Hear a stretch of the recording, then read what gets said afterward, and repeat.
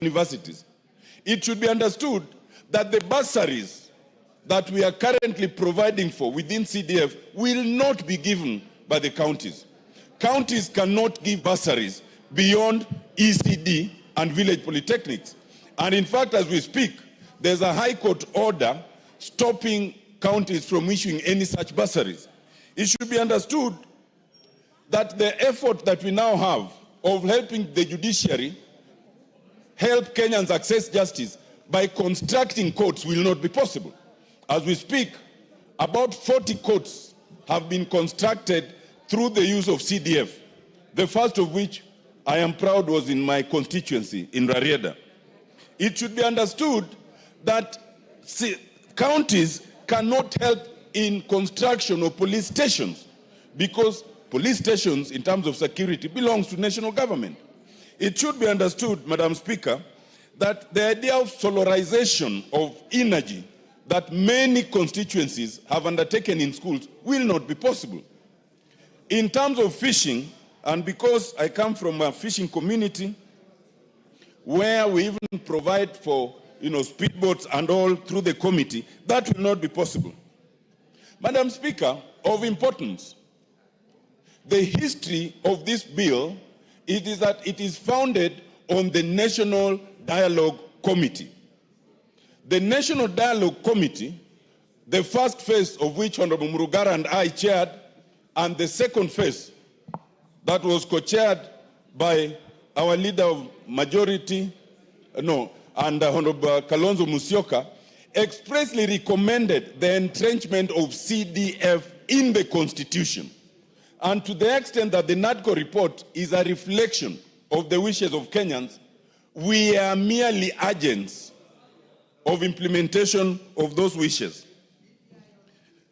Madam Speaker, I think that it should be understood, and the report is here, we had public participation, which was immense, which was widespread, and it is encapsulated in this 500-page document by the greatest number of Kenyans who have ever participated. Madam Speaker, I think there's not much more to say on this, except to say that it is in keeping with the wishes of Kenyans. It is in keeping with the doctrines of constitutionalism. It is in keeping with the desire to decentralize power in terms of what we have called imperial powers of the presidency. It is in keeping with the service to our constituents in terms of representation that the national government constituency fund should be entrenched. And we have studiously avoided use of the word development because some people have an issue with the idea of development. We are focusing on decentralization of the funds and the functions. The details of how all these three funds will be implemented will come in subsequent legislation. There can be nothing unconstitutional in terms of entrenching these funds. Madam Speaker, I wish to call upon the Honorable George Murugara to second. Thank you, Madam Speaker. Honorable Gigi Murugara. Thank you very much, Madam Speaker. Madam Speaker, as I stand to second this bill, may I thank the Honorable Otiende Amolo, Senior Counsel, for many things he has done, which are positive as regards the Constitution of the Republic of Kenya, which we enjoy today, and especially the fundamental freedoms that we see in the country, including what was being exercised yesterday, although it may have gone overboard from the provisions we have in the Constitution. Honorable Otiende Amolo was actually an expert when we were promulgating the 2010 Constitution. He was in it. It is in his fingertips. And therefore, when he speaks, the Constitution of Kenya speaks. Honorable Otiende Amolo was one of the beneficiaries of the new Constitution 2010, as it brought him to Parliament as a fresher. And again, he was able to be a proponent of the various laws that were to be made under that particular constitution. And most of them have actually been made already. They've been enacted, and they are acts of parliament which we are relying on as part of our law practice. Honorable Speaker, a myriad of cases have faced this House, the National Assembly, the members of parliament, as regards the National Government Constituency Development Fund as it stands today. We know very well some of those cases are by the detractors of the people and against the will of the people of Kenya. In fact, we have done a public participation regarding this proposal, which again is being moved by Honorable Otiende Amolo. It is likely to be the first successful constitutional amendment in the country after 2010. So Honorable Otiende Amolo again goes into making history that he has amended a document that he actually proposed at that particular time to the benefit of the people of Kenya. If anybody thinks you can go against the CDF as it stands today and what we are intending to entrench in the Constitution, let us go to a referendum and you will see this is going to receive the highest number of positive votes, more than any other person or more than any other proposal.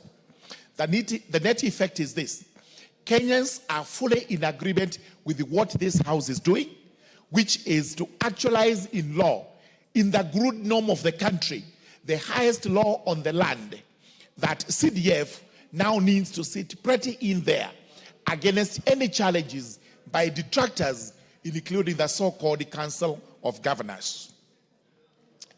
Let us solve this problem once and for all, honorable members. There isn't anything new we are going to say today, apart from speaking even on behalf of the women members of parliament in this country, in this House, that the Affirmative Action Fund, which we are also entrenching, need not bring you any worries, because there is a provision for national legislation where the money is going to be split, and not any other money, the money belonging to national government. We are not touching the county allocation. We are not touching any other money. It's purely after division of revenue. We go to the part that is going to national government so that these monies are divided as appropriate. The same goes for the Senate Oversight Fund, which even if they have any issues, we would tell them, let us pass this constitutional amendment. If there are any issues, we will be going to that as soon as we have the three funds entrenched in the Constitution. The Gen Zs usually talk about positive vibes. That is, positive attributes regarding a particular subject. As far as CDF is concerned, we have a lot to say, which we would call positive vibes. What has CDF done in this country? And again, we repeat, CDF has nothing to do with individual members of parliament in this House. CDF is run by an independent board away from us. At the local level, we do have what is known as the CDFC committee, a committee formed by the board itself, brought to this House, approved, and gets to work. This morning, we have just approved certain CDFCs for certain constituencies. Members of parliament from those constituencies had no role to play. And therefore, nobody, not even our courts, not even the Senate, not even the executive, should ever try to attribute CDF to members of parliament. As soon as we pass this, let's move to national legislation. It is here that we will determine the percentages of the national government revenue which will go to the three funds. This is going to be fair, it's going to be just, and we will bear in mind the fact that if you want to see development today, look at CDF. I can assure you, we have counties, including my own county, Tharaka Nithi, that will receive not less than 6 billion. But compare the little I get, the little the other two members of parliament get, and you will see that we outshine the county government in spite of the small amounts of money, which do not exceed anything that more than 450 million for the 3 constituencies. While the county is getting over 6 billion, which is supposed to develop such a small county into what it should be. So, honorable members, I urge you to support this bill. Let us debate it soberly. Let us inform Kenyans what we are doing. And in any event, I am sure Kenyans are watching and they are in full agreement with us that what we are doing here is actually what they want us to do, what they want to see, so that we can have, especially the rural constituencies, which do not have a lot to talk about. This is the only money that is visible down in the rural constituencies. This is the only money that goes to save poor children who are in school. They do not have any means of paying school fees, but here is money from the government that goes into assisting them. And many, many other things we have done.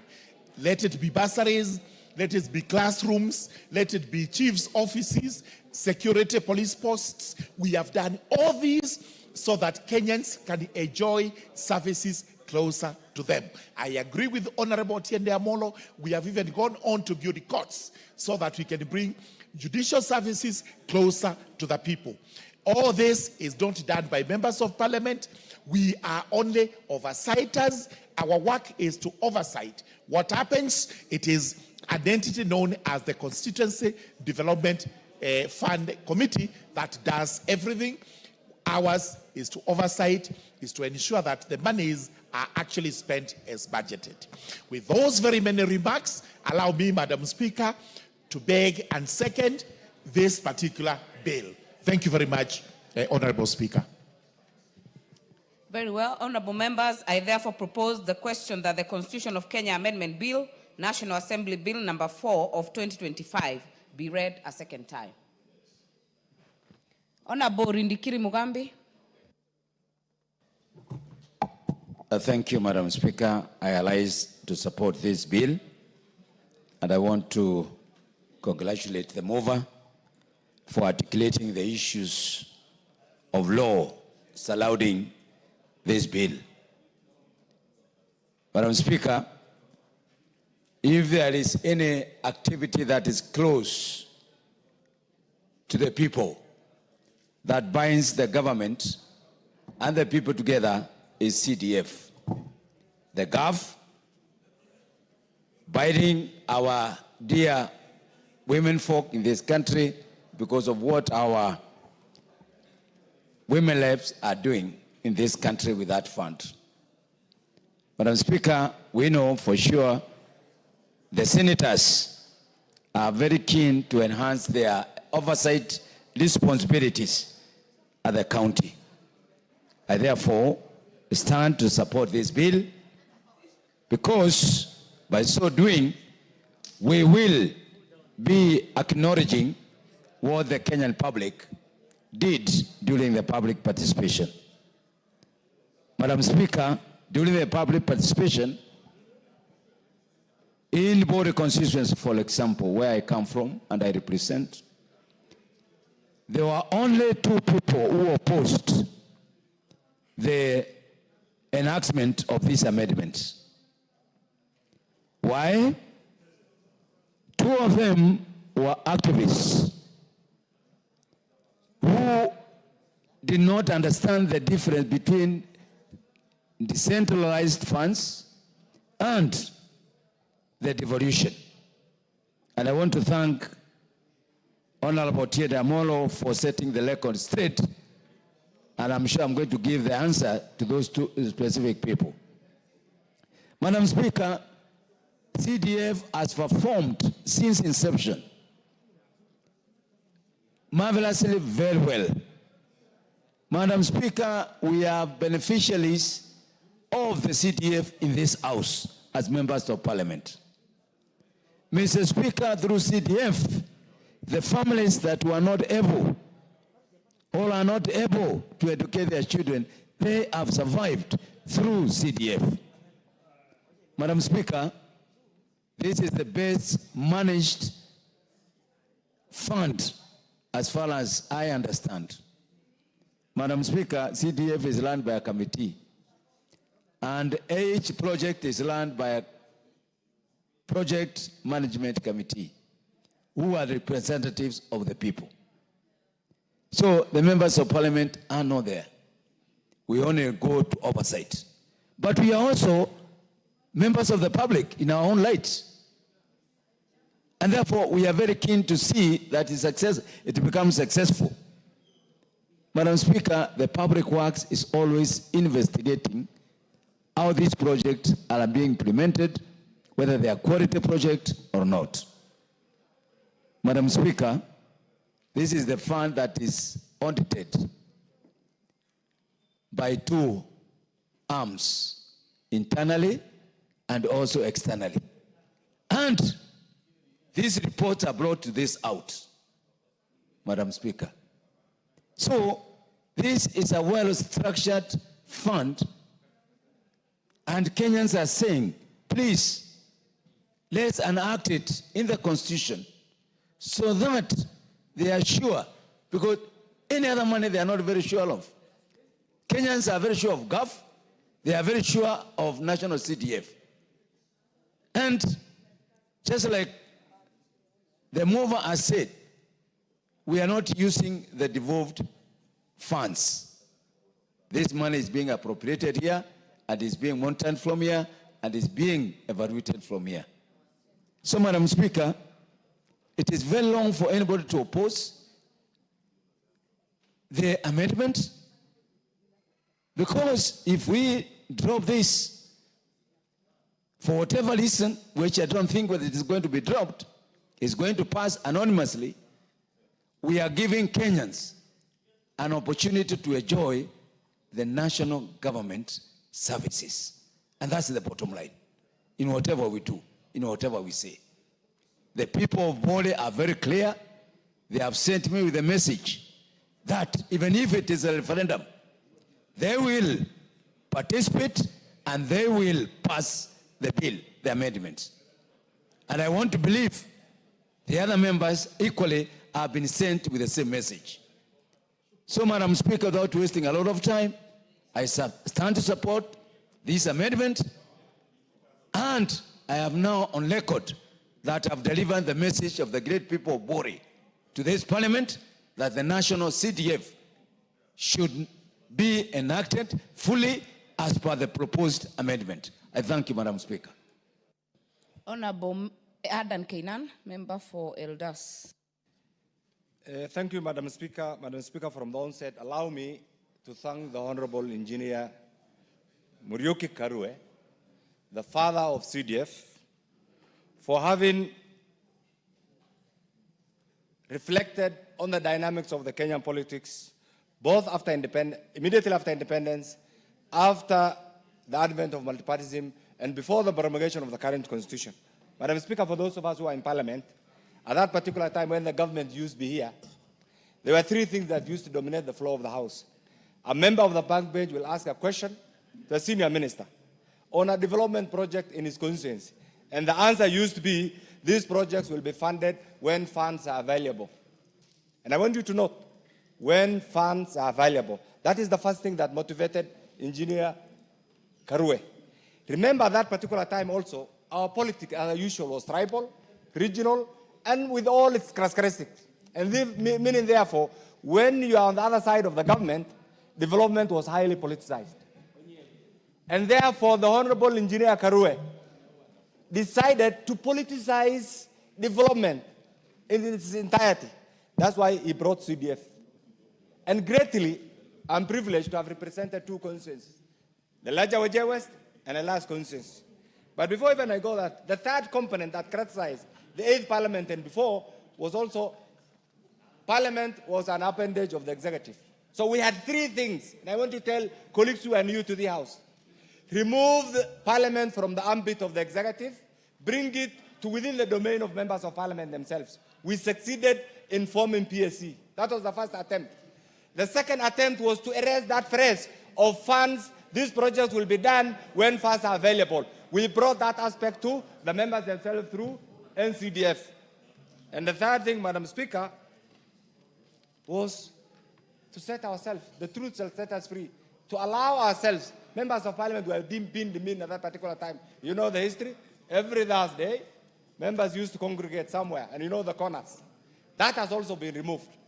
I want to tell you today, this is your time, and I want to thank also the Honorable Otiende Amolo, the Honorable Chepkonga, and all the other great brains who have persistently pushed for this constitutional amendment. Madam Speaker, every parliament has its own history. You know it, you have been around now, this is your third term. The history of this parliament will be judged by the passage of this constitutional amendment. If we don't pass this, and I will tell you, Madam Speaker, there are caucuses who have contributed hundreds of millions to fight these amendments. And I want members to hear this. There are caucuses that have contributed tens of millions to fight four things. To fight equalization, they have succeeded. Equalization is no more. And even those of us who fought for the inclusion of that particular clause today, we are ashamed. 12, 13 years after the promulgation of the current constitution, there is nothing tangible that we can say is a product of equalization in our regions. The second bit, Madam Speaker, out of ignorance, they have decided to fight NCDF. And I'm glad that Honorable Amolo has alluded to this. I want to ask them wherever they are. NCDF is not going to get even a fraction of the devolved funds. It's going to get, the allocation is already provided, the formula is already provided for. The third thing that they have done, they are against the empowerment of our county MPs, the NGAF. What is more important than empowering our county MPs? They represent constituencies, and the framers of the current constitution were not fools to have special seats for our ladies. Those who are fighting the enactment of this are, remember, they are fighting the majority of the Kenyan voters who are the women. The third thing, Madam Speaker, is to create an illegal niche for one of the houses. That doesn't, it will only come. I am a fervent supporter of the Senate. But we must also support and believe in the constitutional role of each of the houses. We shall not allow anybody to demean the role of the National Assembly, just like we will not allow anybody to demean the role of the Senate. That is constitutionally enshrined. Madam Speaker, the other piece that we must also understand is why did we move, in the governance history of this country, we have had different stages of attempting to decentralize development. When you decentralize development, Madam Speaker, there are a number of things that come to the fore. One, we have political decentralization. We also have administrative decentralization. We have the DOs and this. In the politics, we also have the counties. But we have economic decentralization, Madam Speaker. And this is one area that also CDF also comes in. And what is the essence of this, Madam Speaker? Is to do away with something called disintermediation. Meaning, therefore, the different layers, and you can see the level of corruption, the level of incompetence, the level of bureaucracies, to remove that intermediation, Mr. Speaker, so that the CDF funds go direct from the national coffers to the constituency. And that spurs development. That brings about equity. That brings about development. And I want to ask you members, can you imagine, just reflect on your constituency. And I will tell you this. I was a young member of parliament when I was first elected on an opposition ticket during the Kanu time. My constituency then, Wajir West, didn't have even a single secondary school, Madam Speaker. It took me almost a year through Harambes to come up with a first secondary school. But since then, you can see it's obvious. Through CDF, you get the same development. I want to ask you, and I want this to go also on record, those members of the current National Assembly who will not be available for the passage of this constitutional bill, as the father of this house, I shall take the trouble of naming you and shaming you as people who are not pro their constituency development. We want you to cancel all your assignments wherever you are. Come and vote for this critical motion that will continue to empower the local people. Madam Speaker, I want to say this. CDF or NCDF remains the most popular development agenda in our country. And that has clearly been demonstrated by the public participation. Who is anybody else to fight NCDF? It is our time now, as the Honorable Omolo has rightly put it, to put this in perspective so that these obvious litigants, Madam Speaker, and it's their right to go to court, will also appreciate that the legislative powers of the people of Kenya rest with Parliament, the National Assembly. And this must also be supported, Madam Speaker. Madam Speaker, the other thing, there are people who are trying to equate. There's a policy called the pork barrel policy in America, in the Congress. Ignorant people who do not understand the legislative history of Congress have equated NCDF to pork barrel policy in Congress. No, I want to tell them and I want to educate them. The pork barrel policy came up as a result of the end of the Second World War, Madam Speaker. It's one of the tools the congressional great minds have used to allow the member, a congressional person, leader, to have certain oversight funds at their disposal, not managed by the congressional leader, but managed by that office to deal with certain emerging pertinent issues in that particular congressional district. But CDF is completely different. CDF is not managed by the Member of Parliament. The Member of Parliament remains just the MP for the constituency. But this is managed by an entity, a legal entity called the National CDF Board, through their own structures. Where does the Member of Parliament come in? And therefore, there's no correlation, there's no semblance between pork barrel policy in Congress and NCDF. And those who want to equate this are ignorant of the history of Congress, are ignorant of the history of NCDF, and are also have not applied their minds to the true intention of NCDF, Madam Speaker. Madam Speaker, the other bit that we must also understand is that we are politicians. I am a politician in every aspect. I think politics, I sense politics, I reflect on politics, Madam Speaker, and I act politically. Nobody shall intimidate you. If you are allowed to be intimidated, then you are in the wrong field. Can you go back to your farm and become a farmer? If you have opted to be in this field, make sure you stand for the right of your voters. And that is the only thing that when time comes, you either exit or you decide to do other things, you will be remembered by your conscience that this is what you have contributed. Madam Speaker, finally, I represent a constituency called, and you know it, you have been around, called Eldas. It's almost, it was created at the same time when also devolution came in. I want to challenge the role, the critical contribution NCDF has made to my constituency Eldas and what the devolved funds have done. And when you put the same on a scale, you will give NCDF 99.9% and you will give the role of the devolved funds 1%. Can that be substituted? The answer is no. I stand here to support this critical amendment and urge you, wherever you are, come out from your cocoons, support this amendment this afternoon so that tomorrow it goes to the president, Very well. Honorable Irene Mayaka. Thank you, Honorable Speaker.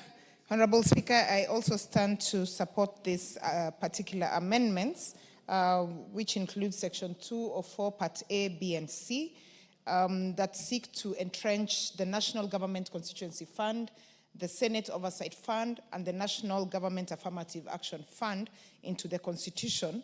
And Honorable Speaker, I do this because, one, I have witnessed what CDF has been able to do for our people. I have witnessed what CDF has been able to do even in the security space in terms of improving the police stations. And I've also seen, Honorable Speaker, what it has been able to do in terms of improving the infrastructure of our schools and also access to bursaries for our students. Honorable Speaker, I have also had the privilege of visiting some of our women representatives when they are launching and giving projects and equipment to support women, to support persons with disability, to support the old people, and even to support the youth. And therefore, Honorable Speaker, this is one very important entrenchment into our Constitution that I feel that we should all support. And if we saw what happened with the public participation and even the report from the committee, it received a lot of overwhelming support from the people of this country. Honorable Speaker, CDF projects are some of the projects that are very visible over and above any other project. Not even the county government projects have been able to have this a similar visibility as what CDF has had. And Honorable Speaker, it is very important for us to also just let the country know, because there is this assumption that CDF is money that goes into the purse of a member of parliament. That is not the case. What members of parliament do, and it is the role that we have in this constitution, is that we oversight, represent, and legislate. And when we go back to our constituencies, even I, who is a nominated member of parliament, I have a right to go and see what CDF has been able to do. And that is what the members of parliament have been able to do. They do not have direct access to CDF. And this needs to come out very clearly. Honorable Speaker, it is also very important to put it out there, and the mover of the bill did mention this, that even if this money that is actually gotten from monies appropriated from the government share of revenue as divided by the Annual Division of Revenue Act of Article 218, it is very important to note that even if this money is not allocated to CDF or to NGAF or to the oversight fund for the senators, it is not going to go to any other place. This money will not help any other person. So it's very important for all of us to support that aspect again. And Honorable Speaker, I also just want to say this, because for our senators who are going to receive this oversight fund, this is really going to assist them, because it's going to be a structured fund for them to be able to do their oversight activities, for them to be able to go to the present and ensure that county government monies are actually spent in the correct way. So this is important for them in that aspect. And Honorable Speaker, has been said, we do have the seats of the women representatives entrenched in the Constitution. It doesn't make sense to have women representatives in place and they do not have any funds to enable them to be able to perform any of the roles that are included for them under the Constitution. Because, Honorable Speaker, these very vulnerable and affirmative action groups, I'm talking about the women, the persons with disability, and the youth, if we are not able to ensure that they do have allocations to projects that can be able to assist them, then nobody will be able to be. Honorable Speaker, just the other day we were visiting Migori County, and I saw folks were being given tents and chairs. They were being given hairdressing equipment, machines, even posho mills. You know, Honorable Speaker, these are things that are really helping people to be able to even generate income for themselves. Because we do not want to be legislators who are giving the community fish to eat. We want to be able to enable our communities to be able to fish for themselves before they eat. That way, we are actually developing the nation in the right direction. So, Honorable Speaker, so that I may allow other colleagues to also speak to this, I just want to really encourage and just speak to the whole country to really support the entrenchment of this in the Constitution and to fellow members as well, so that we do not have continuance and constant issues where we keep having people going to court to try and stop these very noble funds to take effect. So that we do have a seamless process where they are able to do what it is they're supposed to do. With those few remarks, Honorable Speaker, I support and I submit. Thank you. Honorable Wachira Karani.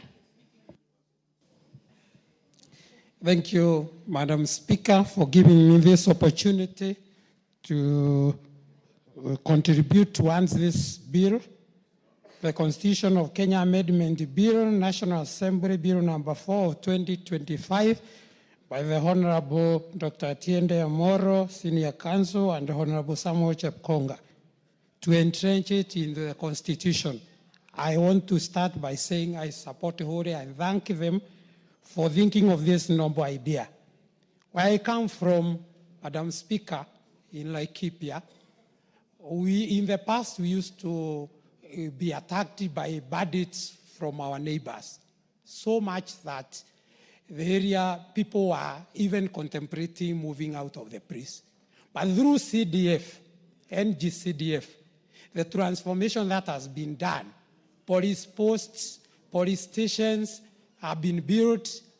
In the past, we used to have our chiefs working from their homes. They didn't have offices.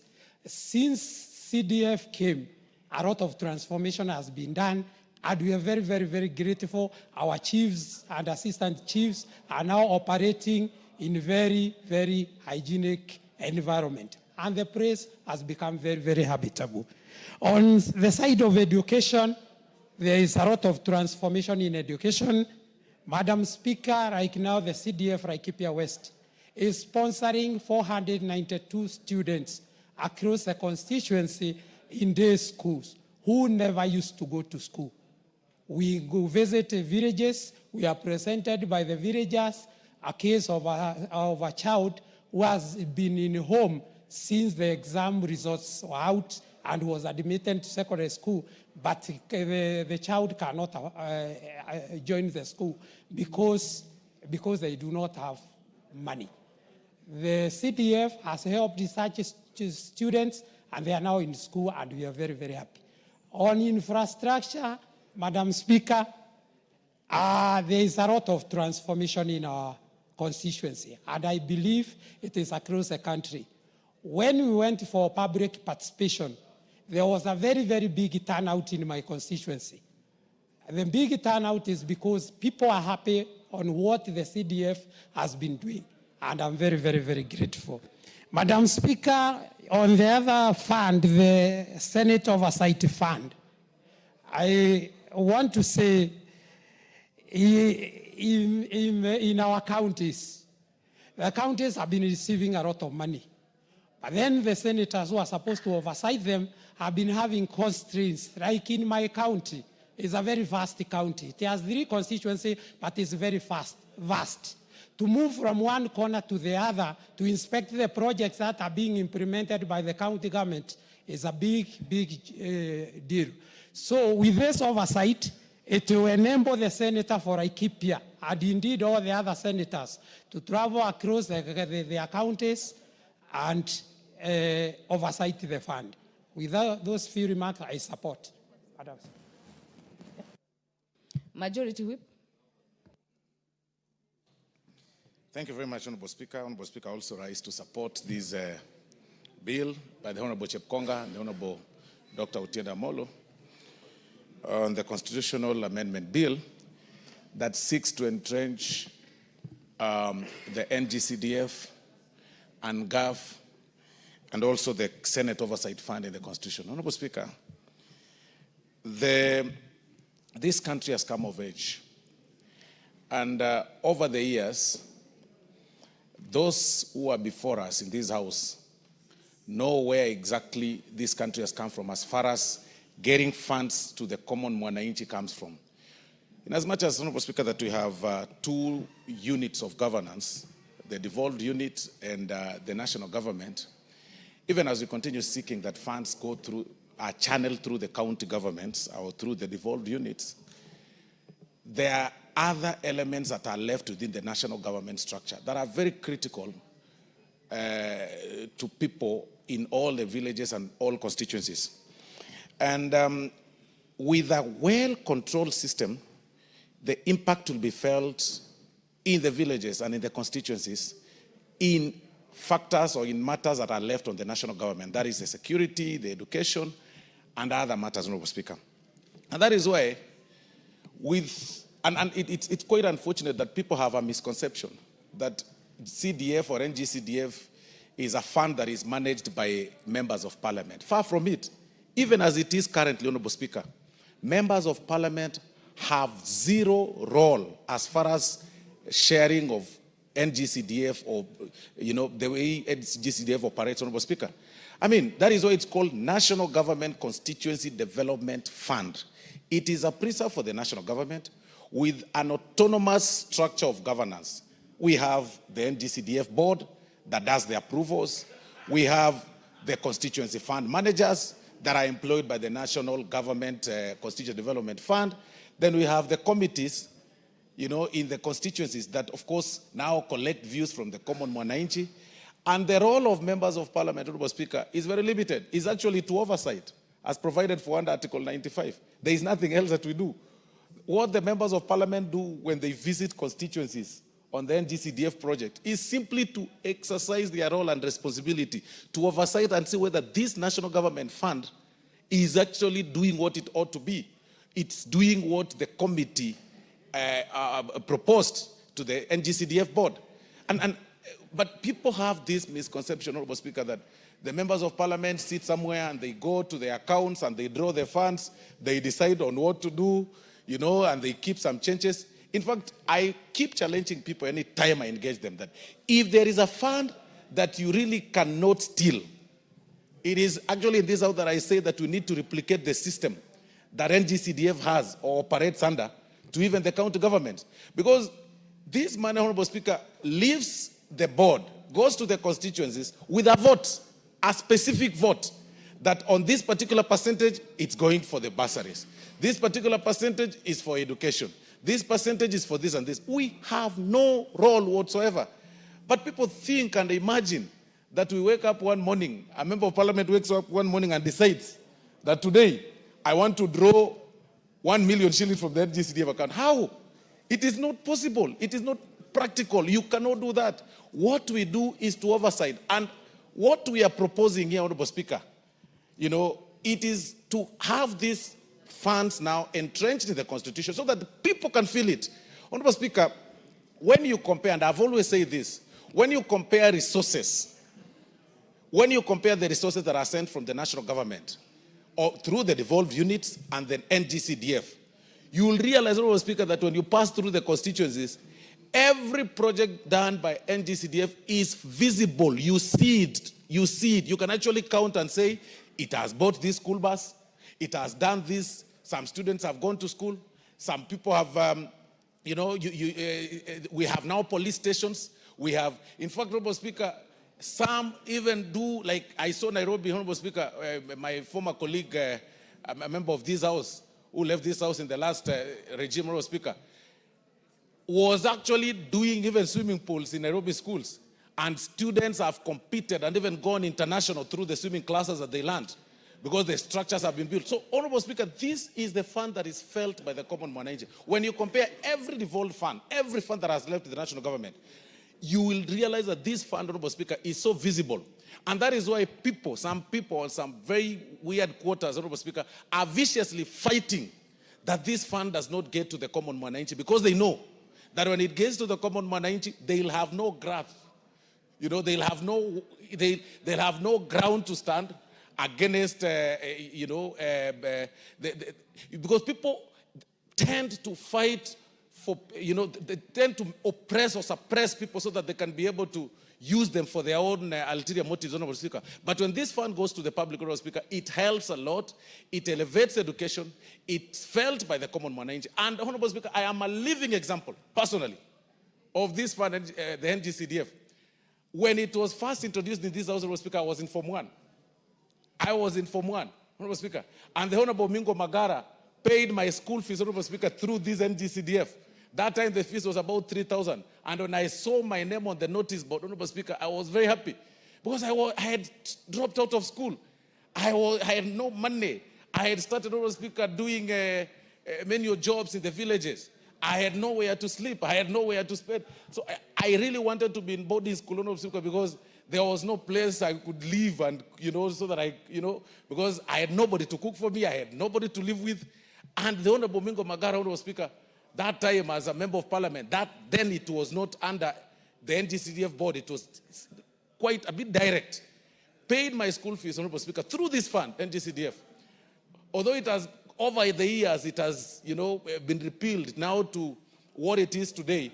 This is the time that this house needs to stand firm and support this particular bill so that this fund is felt, Honorable Speaker, in the Constitution. Then there is also the NGAF fund, Honorable Speaker. Honorable Speaker, women play a critical role in the societies. When you move around the counties, Honorable Speaker, you will actually see, in as much as the resources they get are meager, at about 6 million per county, or 8 per constituency, 42 million per county, or 50 or 60 million, you will see we've seen water tanks, we've seen bursaries.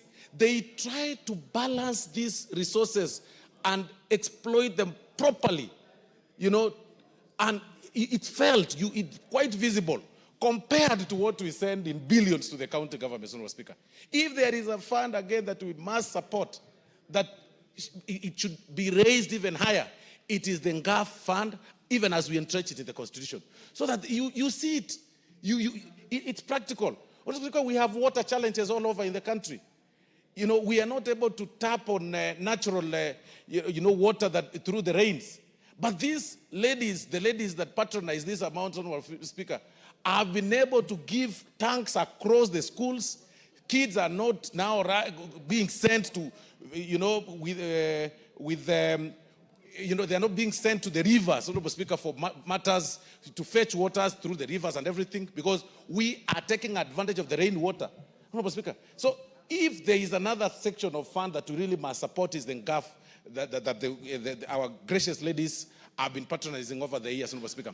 And finally, Mr. Speaker, when we talk about the oversight, the reason why the oversight, the Senate looks crippled, is because they are really not well resourced. You call governors who control billions of money to reprimand them, they look at you as paupers, and because you have nothing. Even going to the counties, Honorable Speaker, to see what the funds, the devolved funds are doing, is a challenge to the senators. They struggle to get to the counties.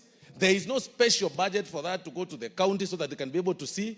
The other day I saw senators, Honorable Speaker, in one of the counties when they visited some hospital, Honorable Speaker, and they really displayed quite disturbing images of patients sleeping, sharing beds, 3 patients, women sharing beds, Honorable Speaker, maternity wing. It's a very sad situation.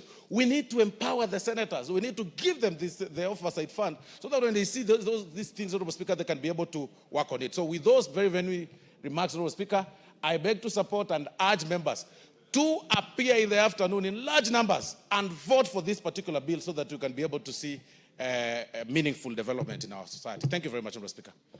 Dr. James Nyikao, member for Seme. Thank you, Madam Speaker, for giving me this opportunity. Madam Speaker, this bill seeks to entrench in the Constitution the National Government Constituency Development Fund, the NGAF, and also Senate oversight. Madam Speaker, this CDF has done what has not been done by many, many other funds. But those who have been going to court on and off against this fund and the other decentralized funds, the argument is that this is actually against the devolution. But they should remember that the CDF is part of the national component of the revenue, so that when we are sharing, even if it was to be abolished, it would not go to the counties. It would still be part of the national government fund that will be used in the national government. Madam Speaker, people have talked about separation of powers. The role of MP, as we know, is representation, legislation, and oversight. But if you look at what the MP's role in CDF, even the MP's role of the Senate, it will be purely oversight. That is what MPs do. CDF itself has a clear structure where there's no participation by the MP, by the constituency MP at all. It has the national board, which is just representation like all other boards. And we vet the chair here, just like we vet the chairs for all other boards and all other sagas in the national government. So that is still part of our job as legislation. It has a constituency committee, And we really don't take part in the constituency committee at all in structural way. We may try like anybody else to see who gets there, but it's still in the hands of the deputy county commissioner.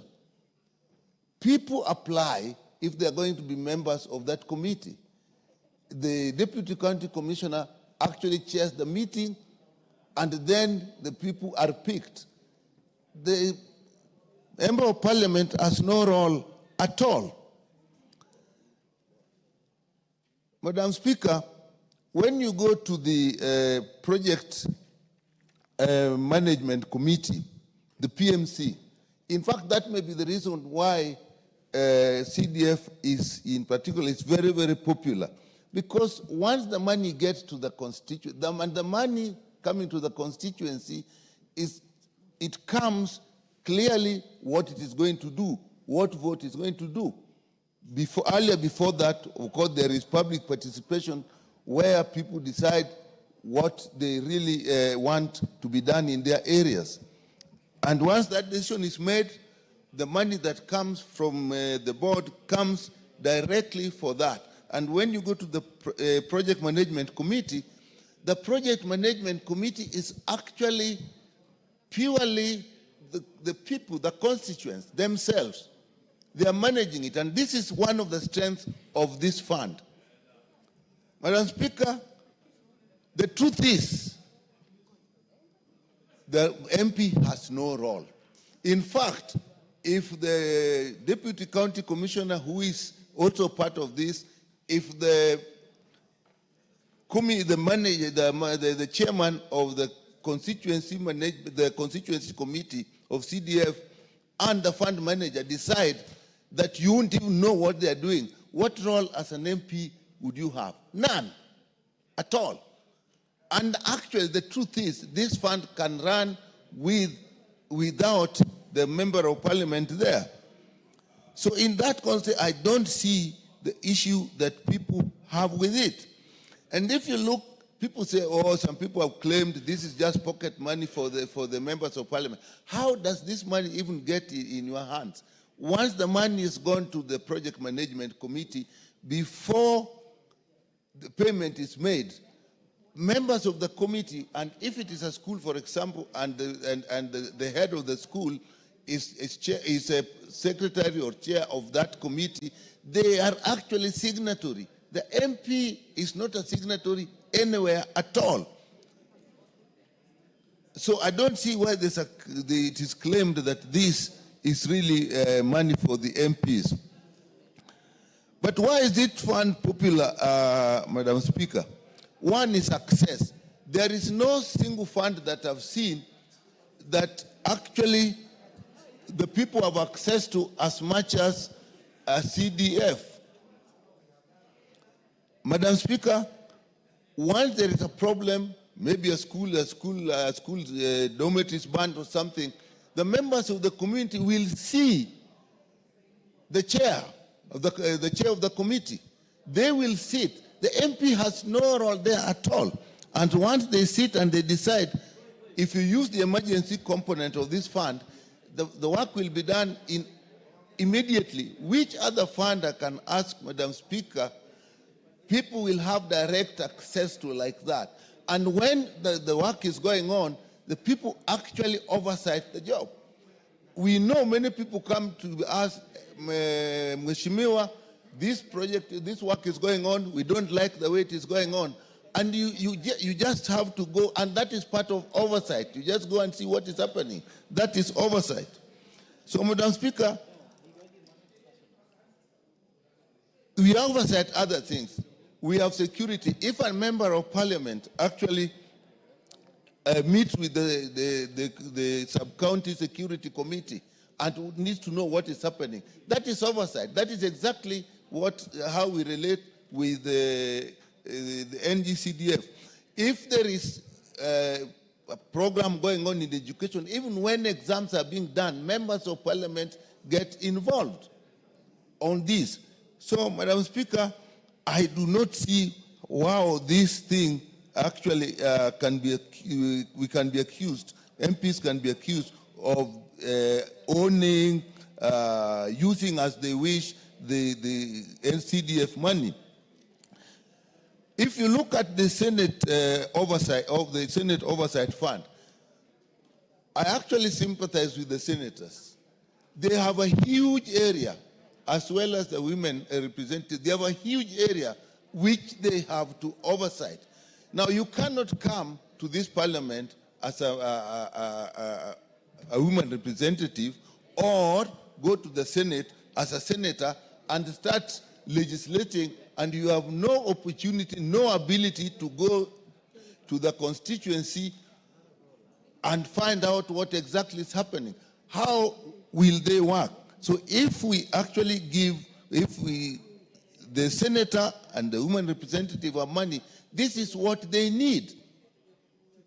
Because otherwise, it will just be a talk shop for them. They have to go and see what is happening. So with that, Madam Speaker, I think this fund and the other decentralized funds have actually been wrongly accused. MPs have been wrongly accused of misusing these funds.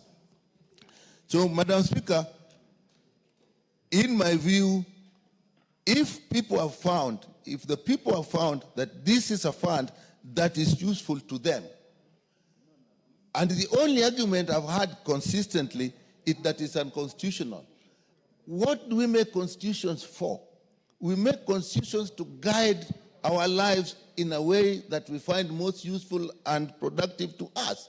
Now, if we find a structure that is actually very efficient, even the overhead costs in CDF is actually the lowest. Why then can't we change the constitution so that we find something that works and that people that are popular with the people to be constitutional? So with that, Madam Speaker, I support this constitutional amendment. Honorable Jane Kagiri.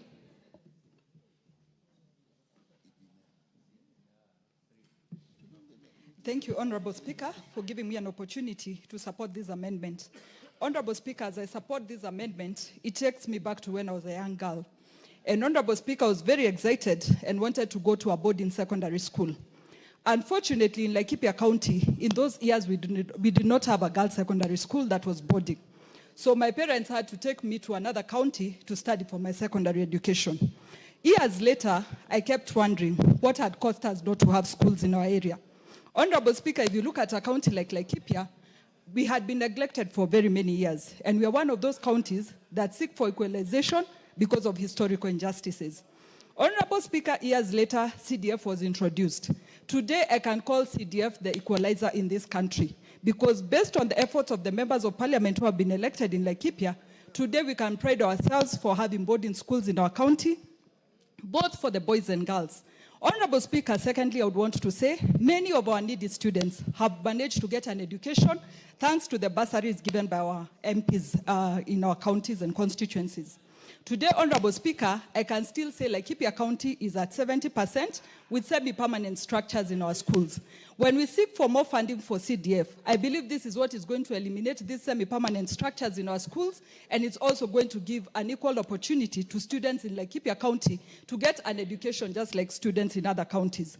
Honorable Speaker, secondly, as I support this amendment, I would want to speak about the National Government Affirmative Action Fund, and I happen to be the chairperson of the 47 county MPs. Honorable Speaker, allow me to take this House through some statistics of last year. Last year, NGAF supported 50,000 students in this country through bursaries.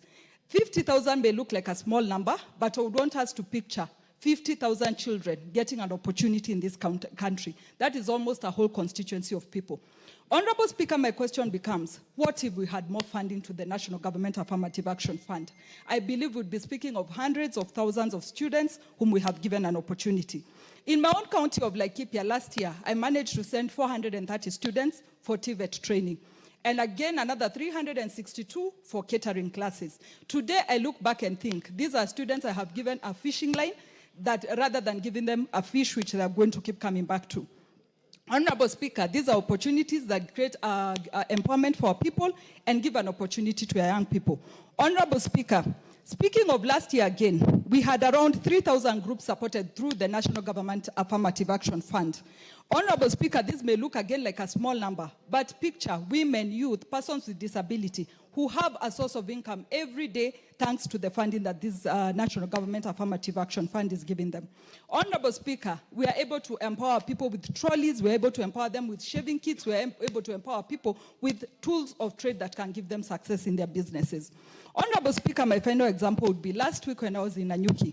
I managed to give my labor group that sits in Nanyuki town a concrete mixer.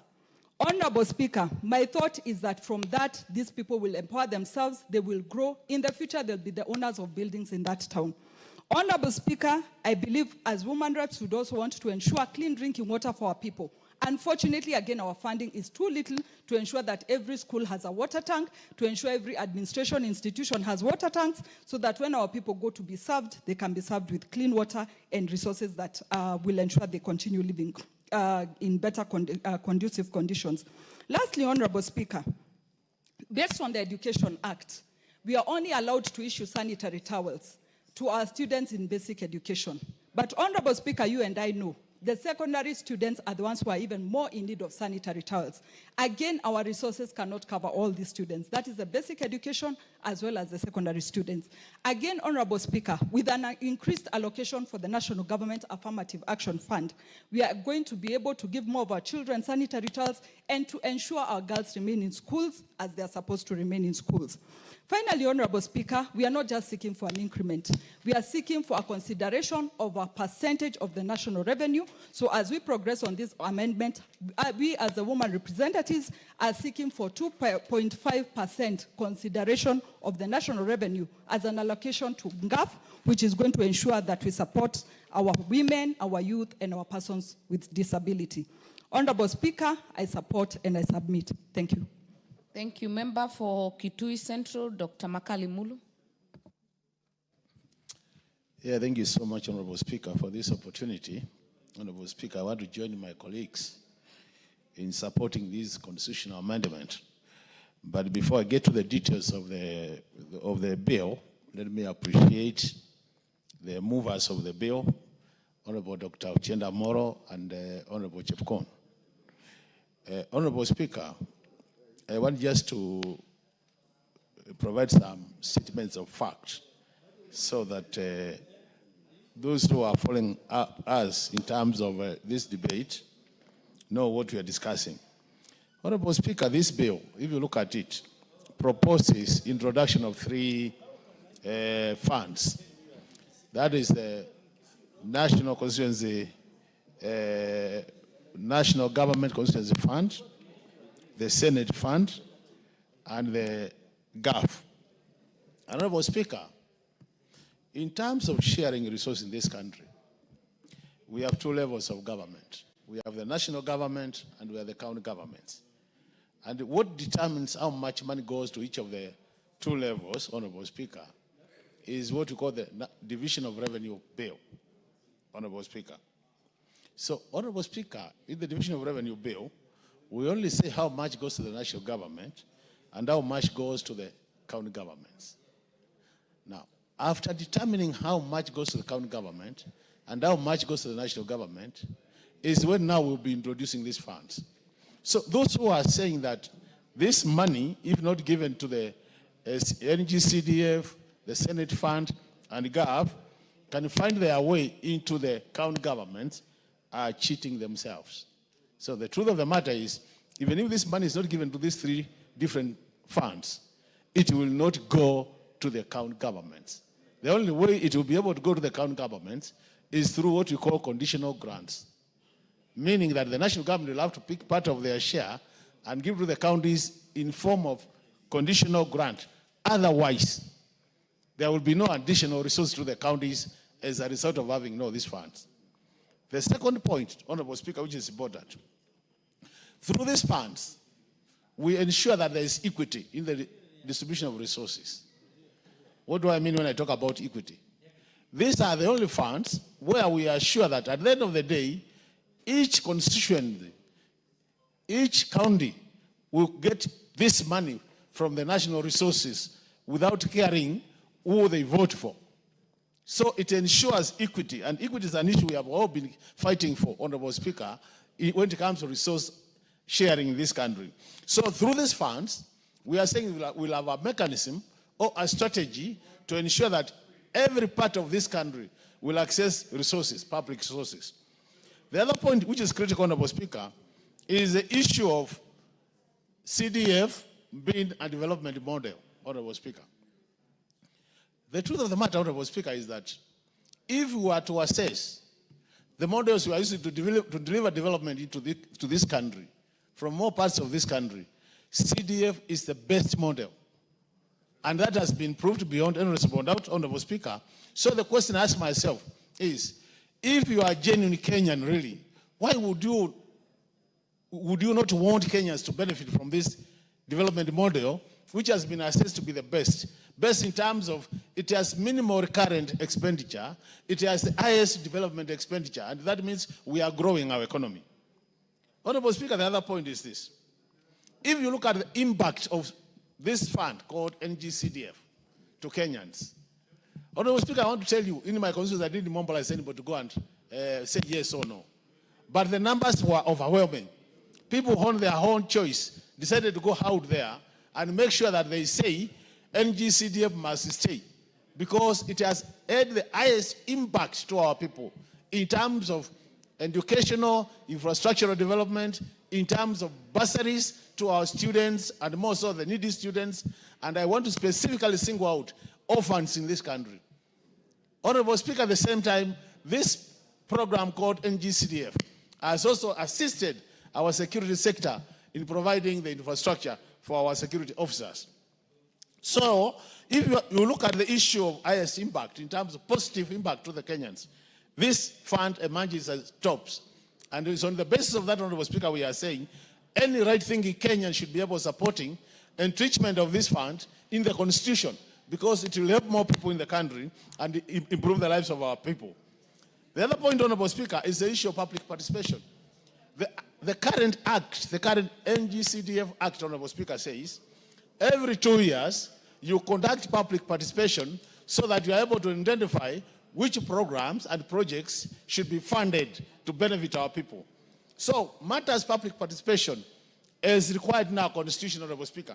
I also adequately catered for in these funds that our people are able to come up there and say this is what we want to do, and on the basis of that, you have targeted development, meaning you are funding what the people are saying is their priority number one in whichever location they are in. And that is on that basis, Honorable Speaker, that I support these three funds. So, Honorable Speaker, without really belaboring the point, we are saying that I want to urge my colleagues to support this constitutional amendment, and we can only prove that we are in support of this by availing ourselves in the afternoon, so that the required 2/3, Honorable Speaker, we do not even achieve 2/3, we actually achieve 100% in support of these three funds. That will help this country and will be moving in the right direction. So colleagues who are out there and who are watching us or listening to us, make sure by 2:30 we are all full house so that we support these important three funds.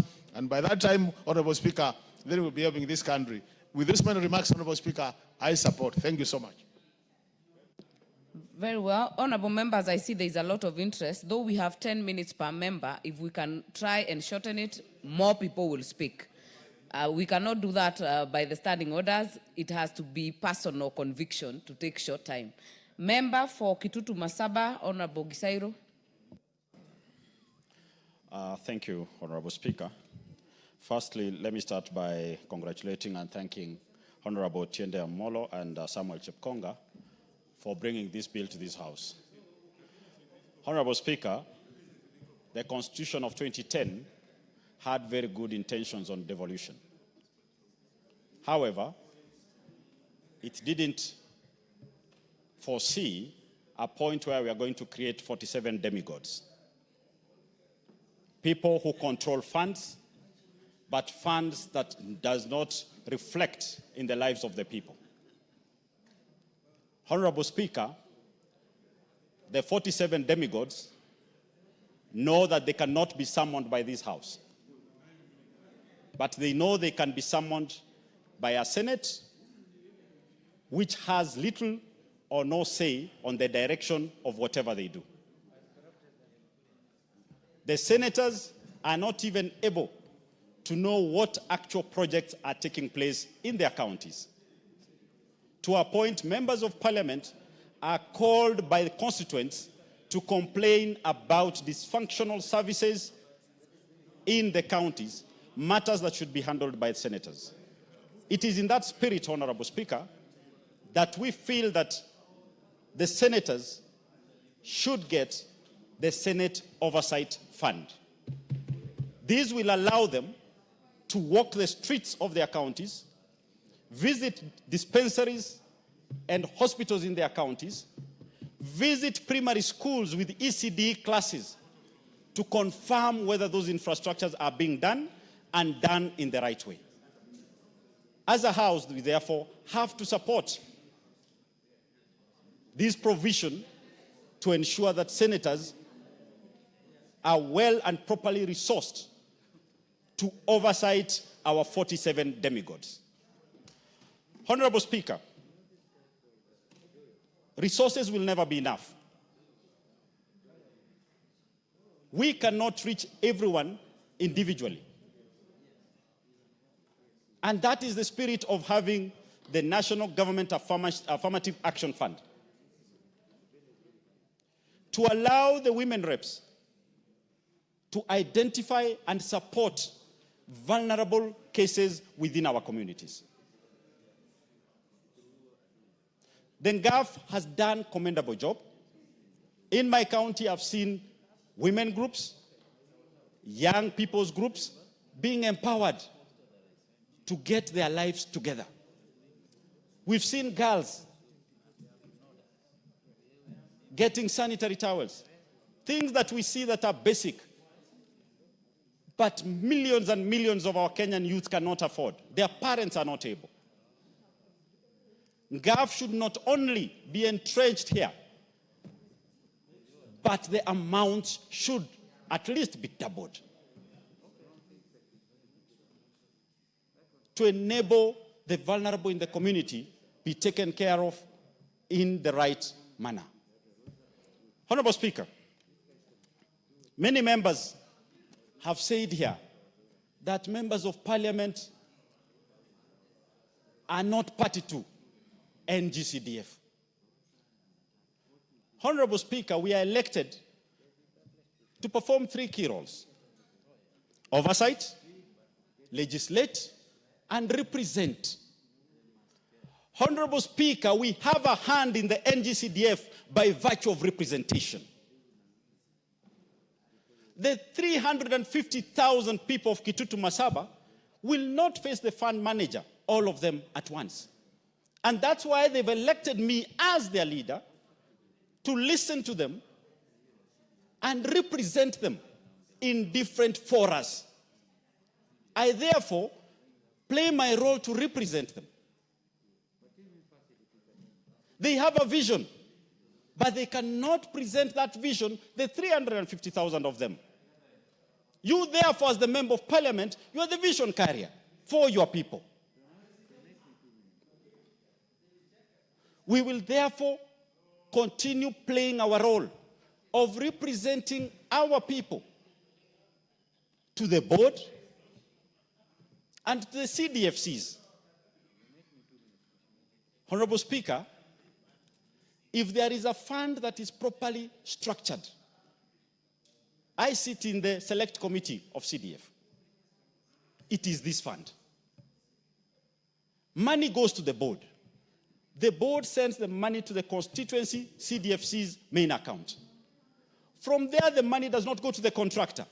It goes to the project management committee account, which has a representation of the local community where the project is going to be done.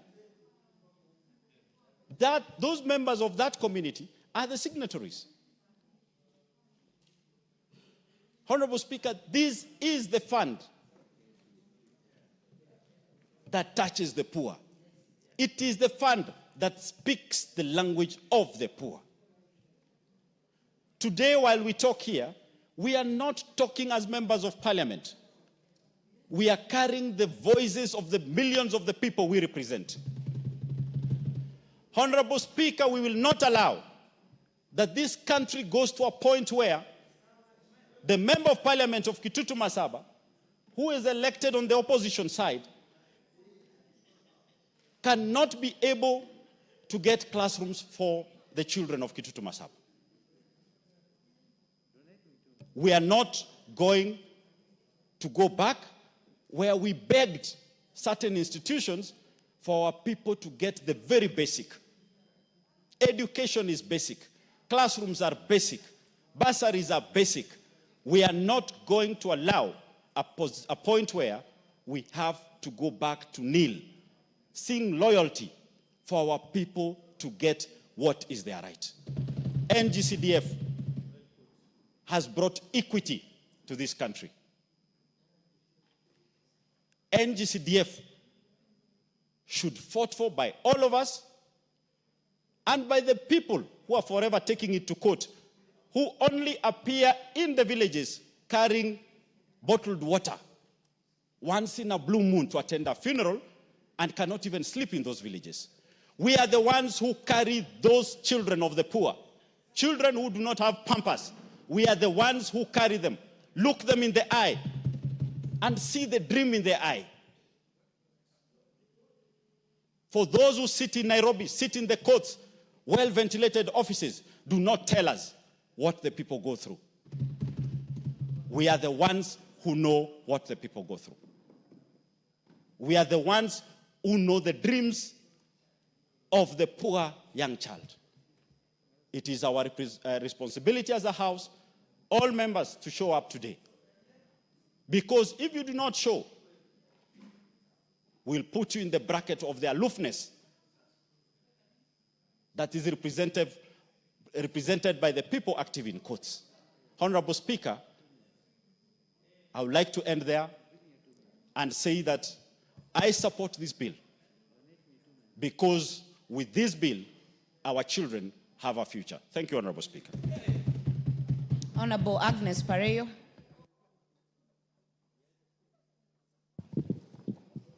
Thank you, Madam Speaker, for giving me this opportunity to contribute to the amendment, the Constitution of Kenya Amendment Bill.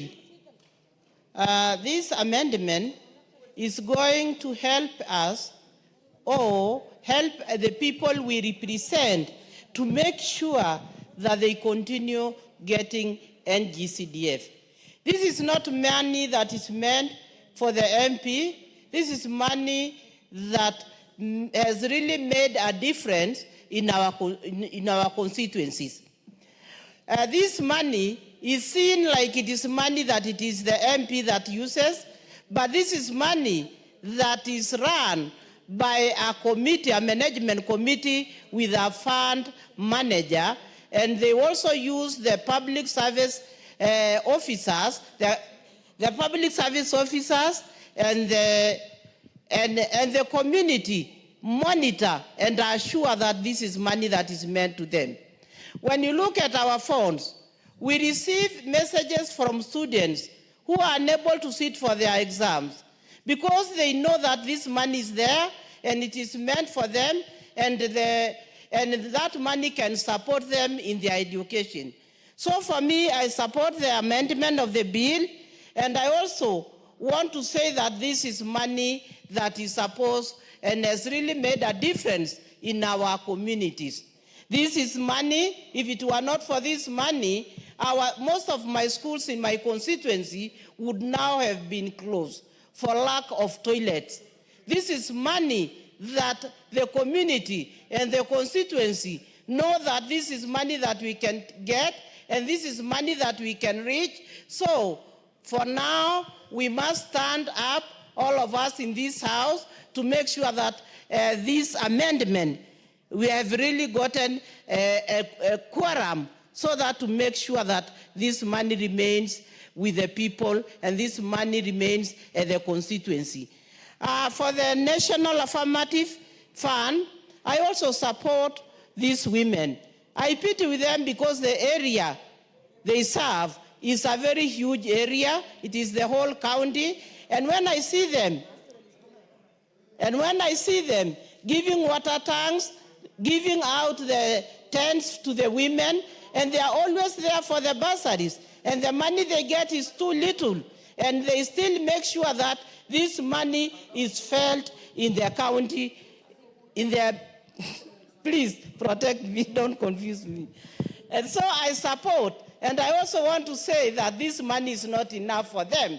This money should be added to the women so that they can manage this money, and this is money that women in our constituencies, in our counties are really feeling. The NGCDF money, affirmative action money, is money for the people. It's not meant for the MP. So I support the amendment bill and say that we should come out in large numbers with the members of parliament to make sure that we get the quorum to pass this bill. Thank you, and I support. Very well. Member for Kandui, Honorable Makali. Thank you, Madam Speaker, for giving me the opportunity to also weigh in on this particular bill. First is to really thank the people who thought about bringing the NGCDF, specifically Senator Kabue, who started up this bill. And thank also my senior colleague, Otiende Amolo, and Chepkonga for bringing up this bill. Honorable Speaker, the Constitution is a living document. And Article 95 of the Constitution gives us power to discuss issues touching on the people. The people have granted us sovereign authority, and members of parliament sit to represent the people. This bill seeks to entrench the three funds into our constitution. Why are we here in the first place? We have been a subject, this assembly and the board have been a subject of various disputes in court, challenging the fund. So as the representatives of the people, if a court declares a fund unconstitutional, who has the role to make it constitutional? Under Article 256, under which this bill is being brought, we have the power as members of parliament to be able to make what is unconstitutional to be constitutional. So in discussing this bill, Honorable Speaker, we are basically doing our part, making what the courts have declared unconstitutional to be constitutional. Honorable Speaker, arguments have been made that NGCDF Act offends the doctrine of separation of powers. Honorable Speaker, I wish to submit before this particular House that there is no absolute doctrine of separation of powers. Members of Parliament and this House have powers to make laws that will give meaning to what the people have sent them here for.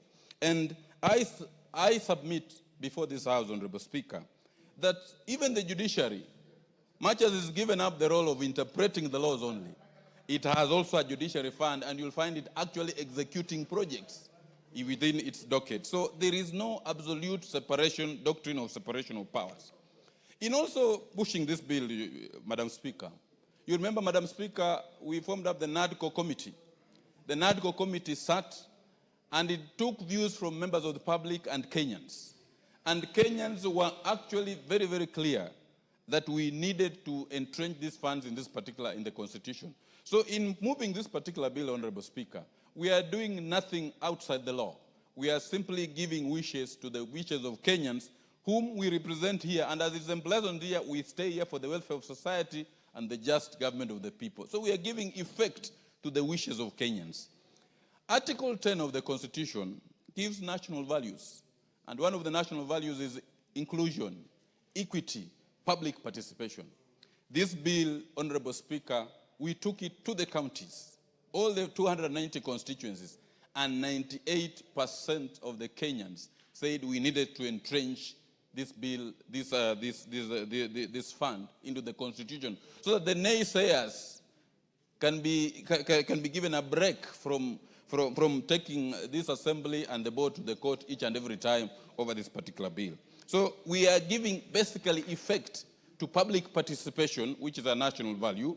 We are giving effect equally to equity, because all the 290 constituencies have are beneficiaries of the NGCDF. And therefore, there is no constituency or there's no part of Kenya that is actually excluded from getting funds on account of NGCDF. So we are giving effect to inclusivity and ensuring that there is accountability. One of the critical things in this particular fund is that there is public participation at the grassroots. You remember, Madam Speaker, we used to have the focus on rural development, which failed during the Moi era. This fund is the only fund in which public participation is conducted at the rural level, at the grassroots level, and people give their views on the kind of development which they want to have. So it is a fund that really, Madam Speaker, we need to entrench up to give effect to the wishes of the Kenyan people who have elected us to be in this particular parliament. Honorable Speaker, there have been two agencies that have been fighting this fund, specifically the Council of Governors and the civil society. They have taken many matters to court in which we have been able to participate in. And their argument has been that we want to create a third level of funds, that there are only two levels of funds, of disbursement of government funds. That is the national government and the county government. We need to disabuse that particular notion that the funds that are allocated to go towards NGCDF are not from county funds allocated to the county governments, but are funds that are basically allocated to do national functions. And the NGCDF funds are basically only doing national government functions and not county government, and therefore there is totally no overlap at all. There has also been a misnomer, Honorable Speaker, that these funds are like loose change and pocket money for members of parliament. That is not true. Members of parliament are far way removed. This fund is domiciled in the treasury. There is a board that manages it. And there are CDF committees at the constituency level, up to the PMC level in each of the constituencies. So this fund is not loose change for members of parliament, as has been indicated. What the members only do is to do an oversight, to ensure that these funds are spent in a better manner, so that they are not misused, and maybe just oversee how the projects are being done. So members of parliament, their only contact with these particular funds is for purposes of oversight. And finally, Honorable Speaker, we wish to state that in amending this particular constitution, we are simply giving effect to the wishes of the Kenyan people who have sent us here to represent them. As the public participation process clearly indicated that 98% of the Kenyans wanted entrenchment of these funds in the Constitution.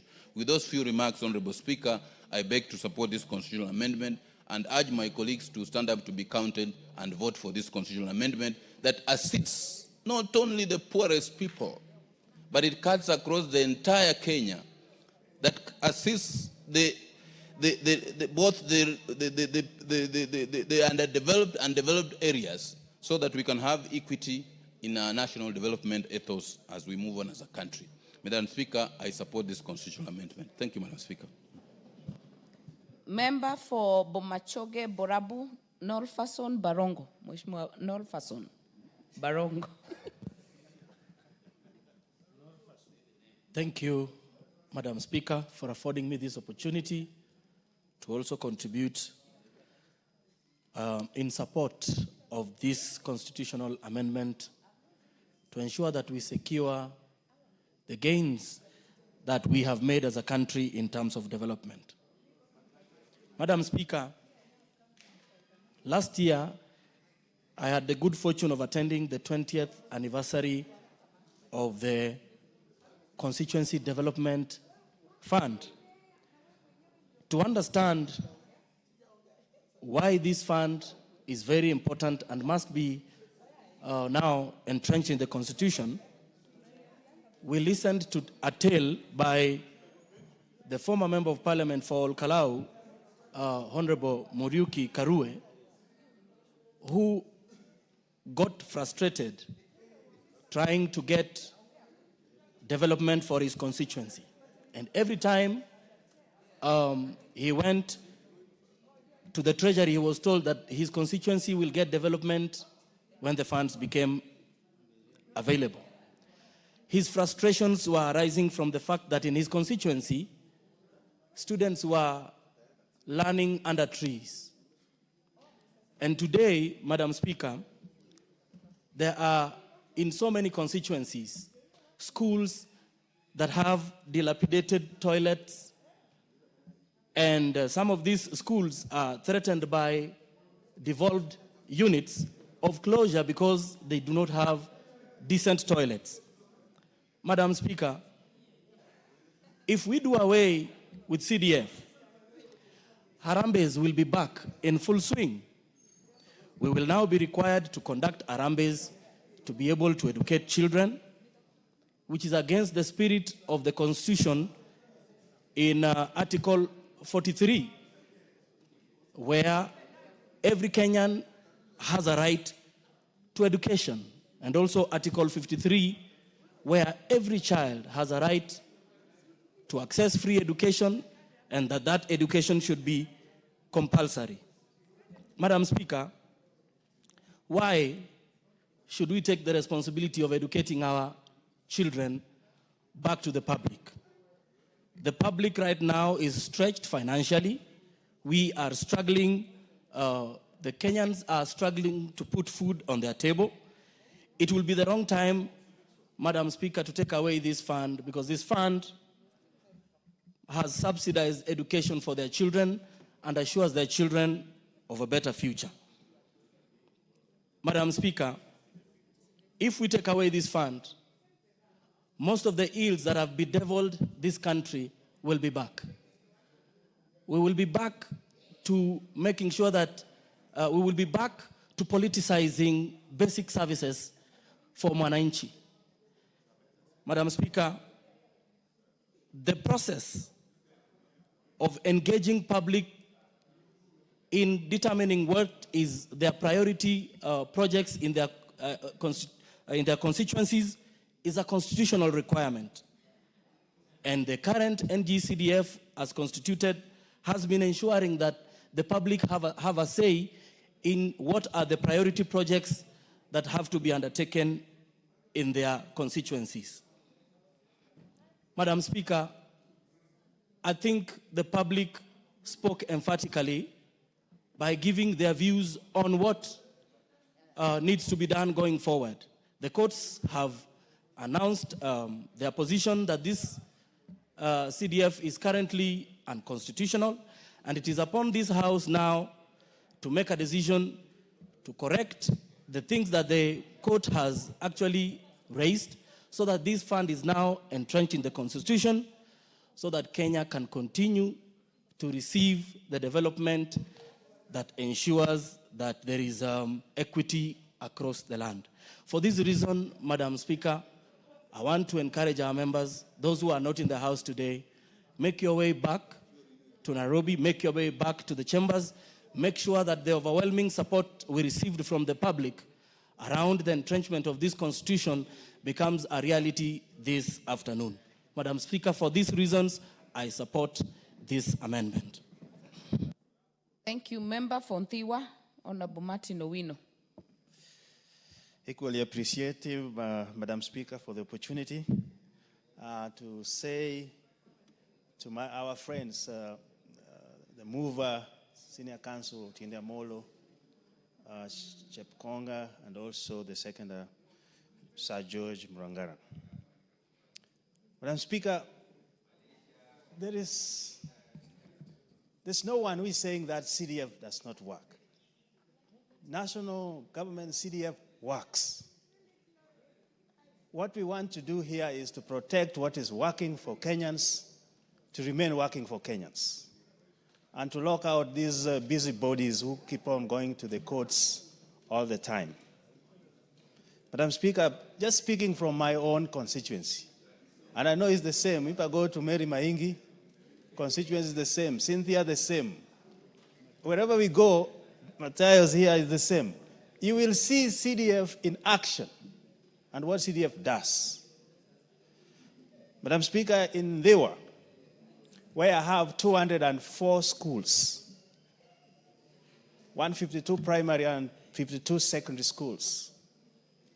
Without CDF, before that, children were just sitting in a classroom learning and seeing goats grazing outside. And that is across the nation. Now that has changed because we are building classrooms. We are reducing population in classrooms. Where children used to have 80 in a class, now they are halved. So children are performing better because of CDF. I have testimonies where others have completed their high school and completed colleges. They are back in the community, some as lawyers, some as engineers, giving back to the community. Where in those areas, children would have dropped. Teenage pregnancies are reduced because of sustaining kids in school, because education is an equalizer in all this. What I wonder, and I ask our colleagues to think about, we appropriate money to Ministry of Education. It's the second, actually, in that pack. But you don't see what that money does on the ground, including infrastructure, which is supported even internationally. So, I speak on behalf of the people of Mbewa. Classrooms are decongested, laboratories are built, so we can compete with schools like Alliance and everybody.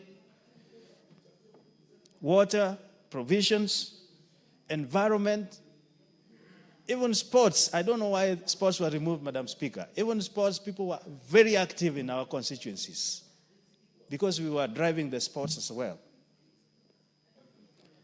Madam Speaker, when we talk of national ethos, and another member have alluded to it here, when we talk of value for money, equity, inclusivity, emergency responses, that is the heart of CDF. Notwithstanding, other people, other devolved units are there, but they're not responding even to emergencies. Now we are even pushed to be responding to toilets as emergencies, which should not be the case. What happened with the capitation we give the ministries? Where do they take their money? So mine is to protect what is working and entrench this into the Constitution. In fact, if we were to rewrite the Constitution, this is the most important decentralized fund in 290 constituency. We would have not even thought of having 47 counties. Those monies would have been channeled through this, and you would see the impact it would have done in these areas. Lastly, entrenching this into the Constitution will cure what we call oxymoronism of leadership, where you say one thing and you do the other. What CDF does is seen.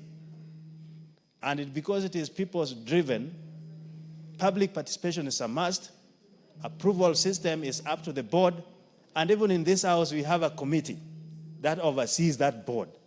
So the whole system should be replicated in other areas of activities. If those who are jealous of its functionality, I think what they should do is to copy what CDF does. Without belaboring on the obvious, allow me to say I support this. And members, if where representation is needed this afternoon, it is in this house. Thank you, Madam Speaker. Honorable Cynthia Muge, member for Nandi.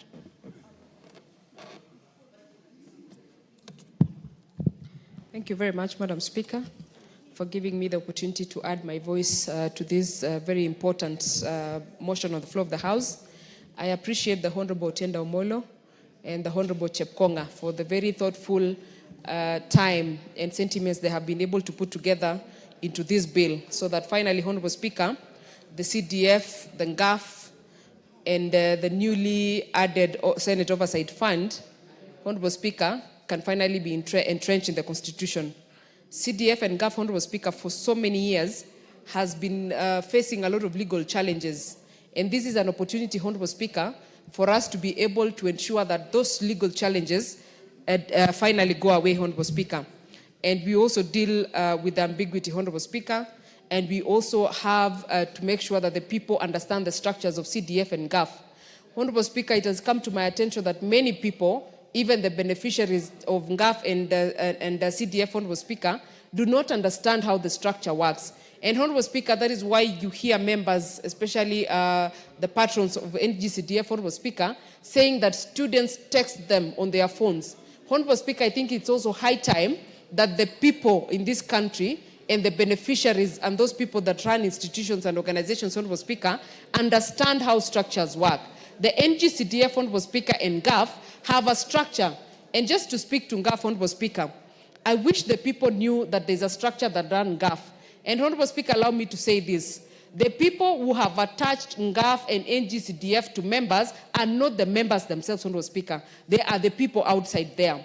Otherwise, Honorable Speaker, if you look at the structure, there is nowhere the member of parliament who is a patron of NGCDF comes into the running of the operations of NGCDF.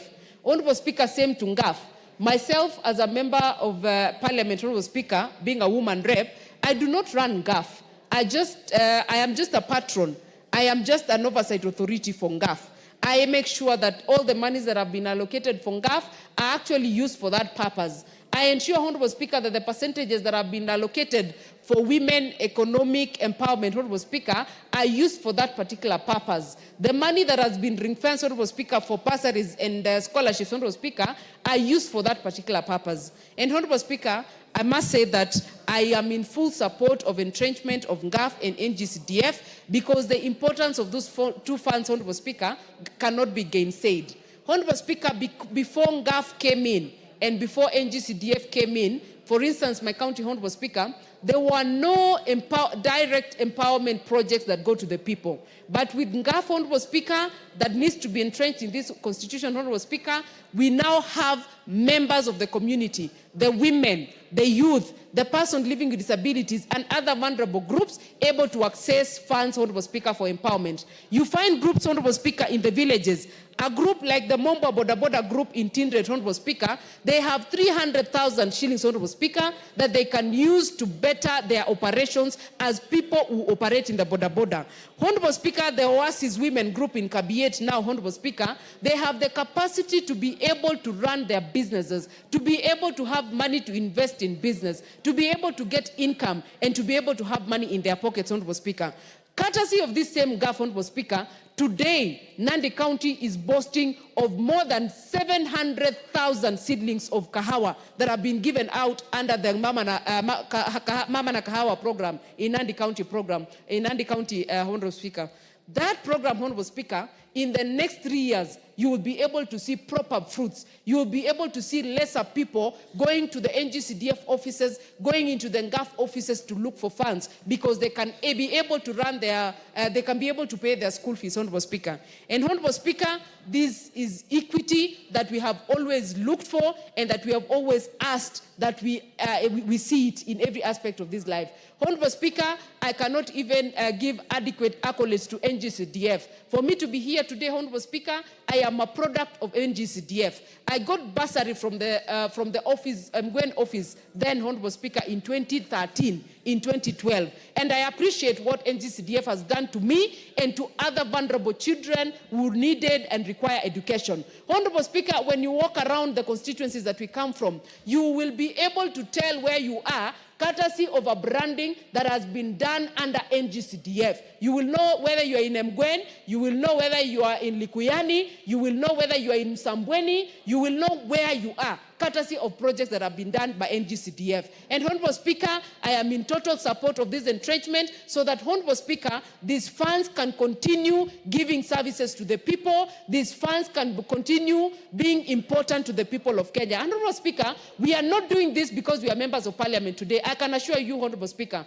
that in 2027, September, during the swearing in, I will not be in this house. But NGCDF and GAF must be in this house, Honorable Speaker, so that it can be able to serve the people of Kenya post me and you who are sitting in this house, Honorable Speaker. So we are not doing this, Honorable Speaker, for us. We are doing it for the people of Kenya. We are doing it for the children of Kenya. We are doing it for the women of Kenya. We are doing it for the youth of Kenya. We are doing it for the big PWDs of Kenya, Honorable Speaker, so that this fund, Honorable Speaker, can live beyond any member and any person who gets an opportunity to sit in this house. So, Honorable Speaker, with those very many remarks, I support the entrenchment of NGCDF, of NGAF and Senate Oversight Fund to the Constitution of Kenya so that we can stop running battles in courts with the people who like going to court, Honorable Speaker, and deliver the services to the people of Kenya. I support, Honorable Speaker.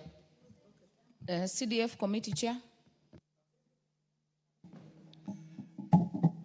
Thank you, Madam Speaker, for giving me the opportunity to give my views and support the entrenchment of the Constitution of the NGCDF and GAF, and also the Senate Oversight Fund. Madam Speaker, first I would like to thank the Honorable Muriuki Karue, who did a good job. I was in this house, Madam Speaker, at that time. And before, there was nothing else people were doing in the rural areas. They were busy selling their cows and selling their produce to build schools. Schools were built exclusively by the parents who had children in school, and also well-wishers, Madam Speaker. But currently, with what has happened is a transformation of this country. We have lessened the burdens of the public through the provision of funds which are people-driven. The committees which have been set aside in and gazetted by the Attorney General are going to work tirelessly to make sure that the fund is managed and given the priority of the people of what they need. Madam Speaker, this fund is an equalizer to all. It makes those who are poor be able to take their children to school. It makes development equitable, no matter what kind of government is there. Even a dictatorial government with the existence of CDF, which can decide that there will be no money to a certain area based on political support, CDF will equalize. And everybody will be able to feel what they are paying in terms of taxes. Madam Speaker, we also want this, the funds to be entrenched, because we have had serious litigants in this country. I want to say for sure, Kenya has evolved into a very serious democratic country, never seen even in Africa, because everybody has a right to challenge whatever is done in this house. They go to court. They are also allowed to run in the street and declare or give what they want what they require. So doing this is the right thing so that we are able to shield this fund from being destroyed by litigants and others who do not wish other people well. Madam Speaker, if you compare what the NGCDF is doing in the constituencies, and you compare what the county governments are doing in the various areas, if you compare the schools built by CDF, the county government have only one responsibility in education: to build the ECD classes. And there are only 2 in every primary school. Madam Speaker, we are going to almost, after the enactment of the Constitution, to have the counties. We are in the 12th year or so. And in fact, the governors have not finished even building the nursery schools, only 2 classes. When in the CDF, the boards and the CDFCs who are there in the constituencies have been able to build classes, numbers. They are almost done with them. So, Madam Speaker, we need to support the enactment and the entrenchment of this constitution so that we are able to support. I wish we had brought in the ward fund so that we can be able to remove some amount of money from the county government and give to the ward representatives so that there will be a management system which is there in the ward so that we see development on the ground. But here, since we have not been able to get it in this time, I hope members can think about it so that we can have a ward fund as part of the entrenched fund which is required, which we get money from the counties. Madam Speaker, when you look at the counties' money which they are given, 400+ billion, and you compare with what the CDFCs in every constituency get, almost a total of about 54 billion. It is just like day and night. And that is why at the end of every term of a member of or the governors, they usually pass through court to be washed before they go home. So we do not know how we are going to protect the money of Kenyans from being misused. Madam Speaker, the reforms which will be required in these two funds after the entrenchment, I wish that members should think about how we shall have to give real strict rules and regulations and the act itself to the board so that they can be able to manage the fund effectively. If we are going to have if we entrench this, we need to think about what do we want to make sure that these two funds or the three funds are going to go through so that we are able to make it perfect and out of the litigation area. Madam Speaker, we want to say to make Kenyans live better, to make Kenyans have their children go to school, to make development of even the women community in this country and all other disabilities, the only solution is the NGCDF and the GAF, and therefore I wish to support that we do entrench these funds into the Constitution. Thank you, Madam Speaker. Member for Wajir West, Honorable Yusuf Mohammed. Thank you, Madam Speaker, for giving me this opportunity also to support the entrenchment of NGCDF, GAF, into the Constitution. Madam Speaker, Kenyans have spoken. We have done public participation everywhere in this country. And Kenyans have overwhelmingly supported this bill. That clearly shows the trust the people of Kenya have in NGCDF and the GAF. But Madam Speaker, I don't want to put myself or go to debate with governors who are claiming these specific funds to be abolished or taken off from the records. I want to tell those governors, even if this money today is taken back by the national government, it will not come to the county governments. Why?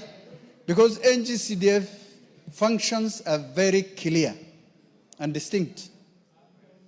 NGCDF and GAF are doing what the national government functions are, specifically education, security, energy, and the rest. My question is, if these funds are abolished,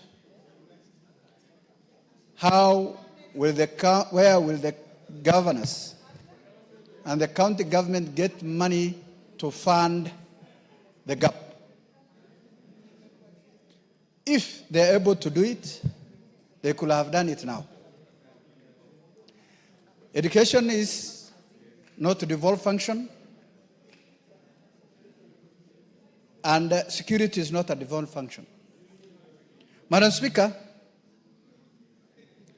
the people who are advocating for the removal of this fund are people who do not understand what the person at the grassroots level feels about it. These are people who are able to pay the school fees of their kids,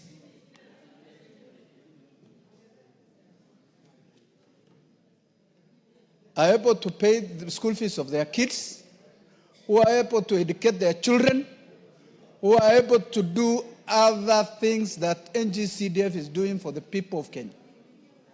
Madam Speaker, as much as we argue whether we entrench or not, we need to understand the following.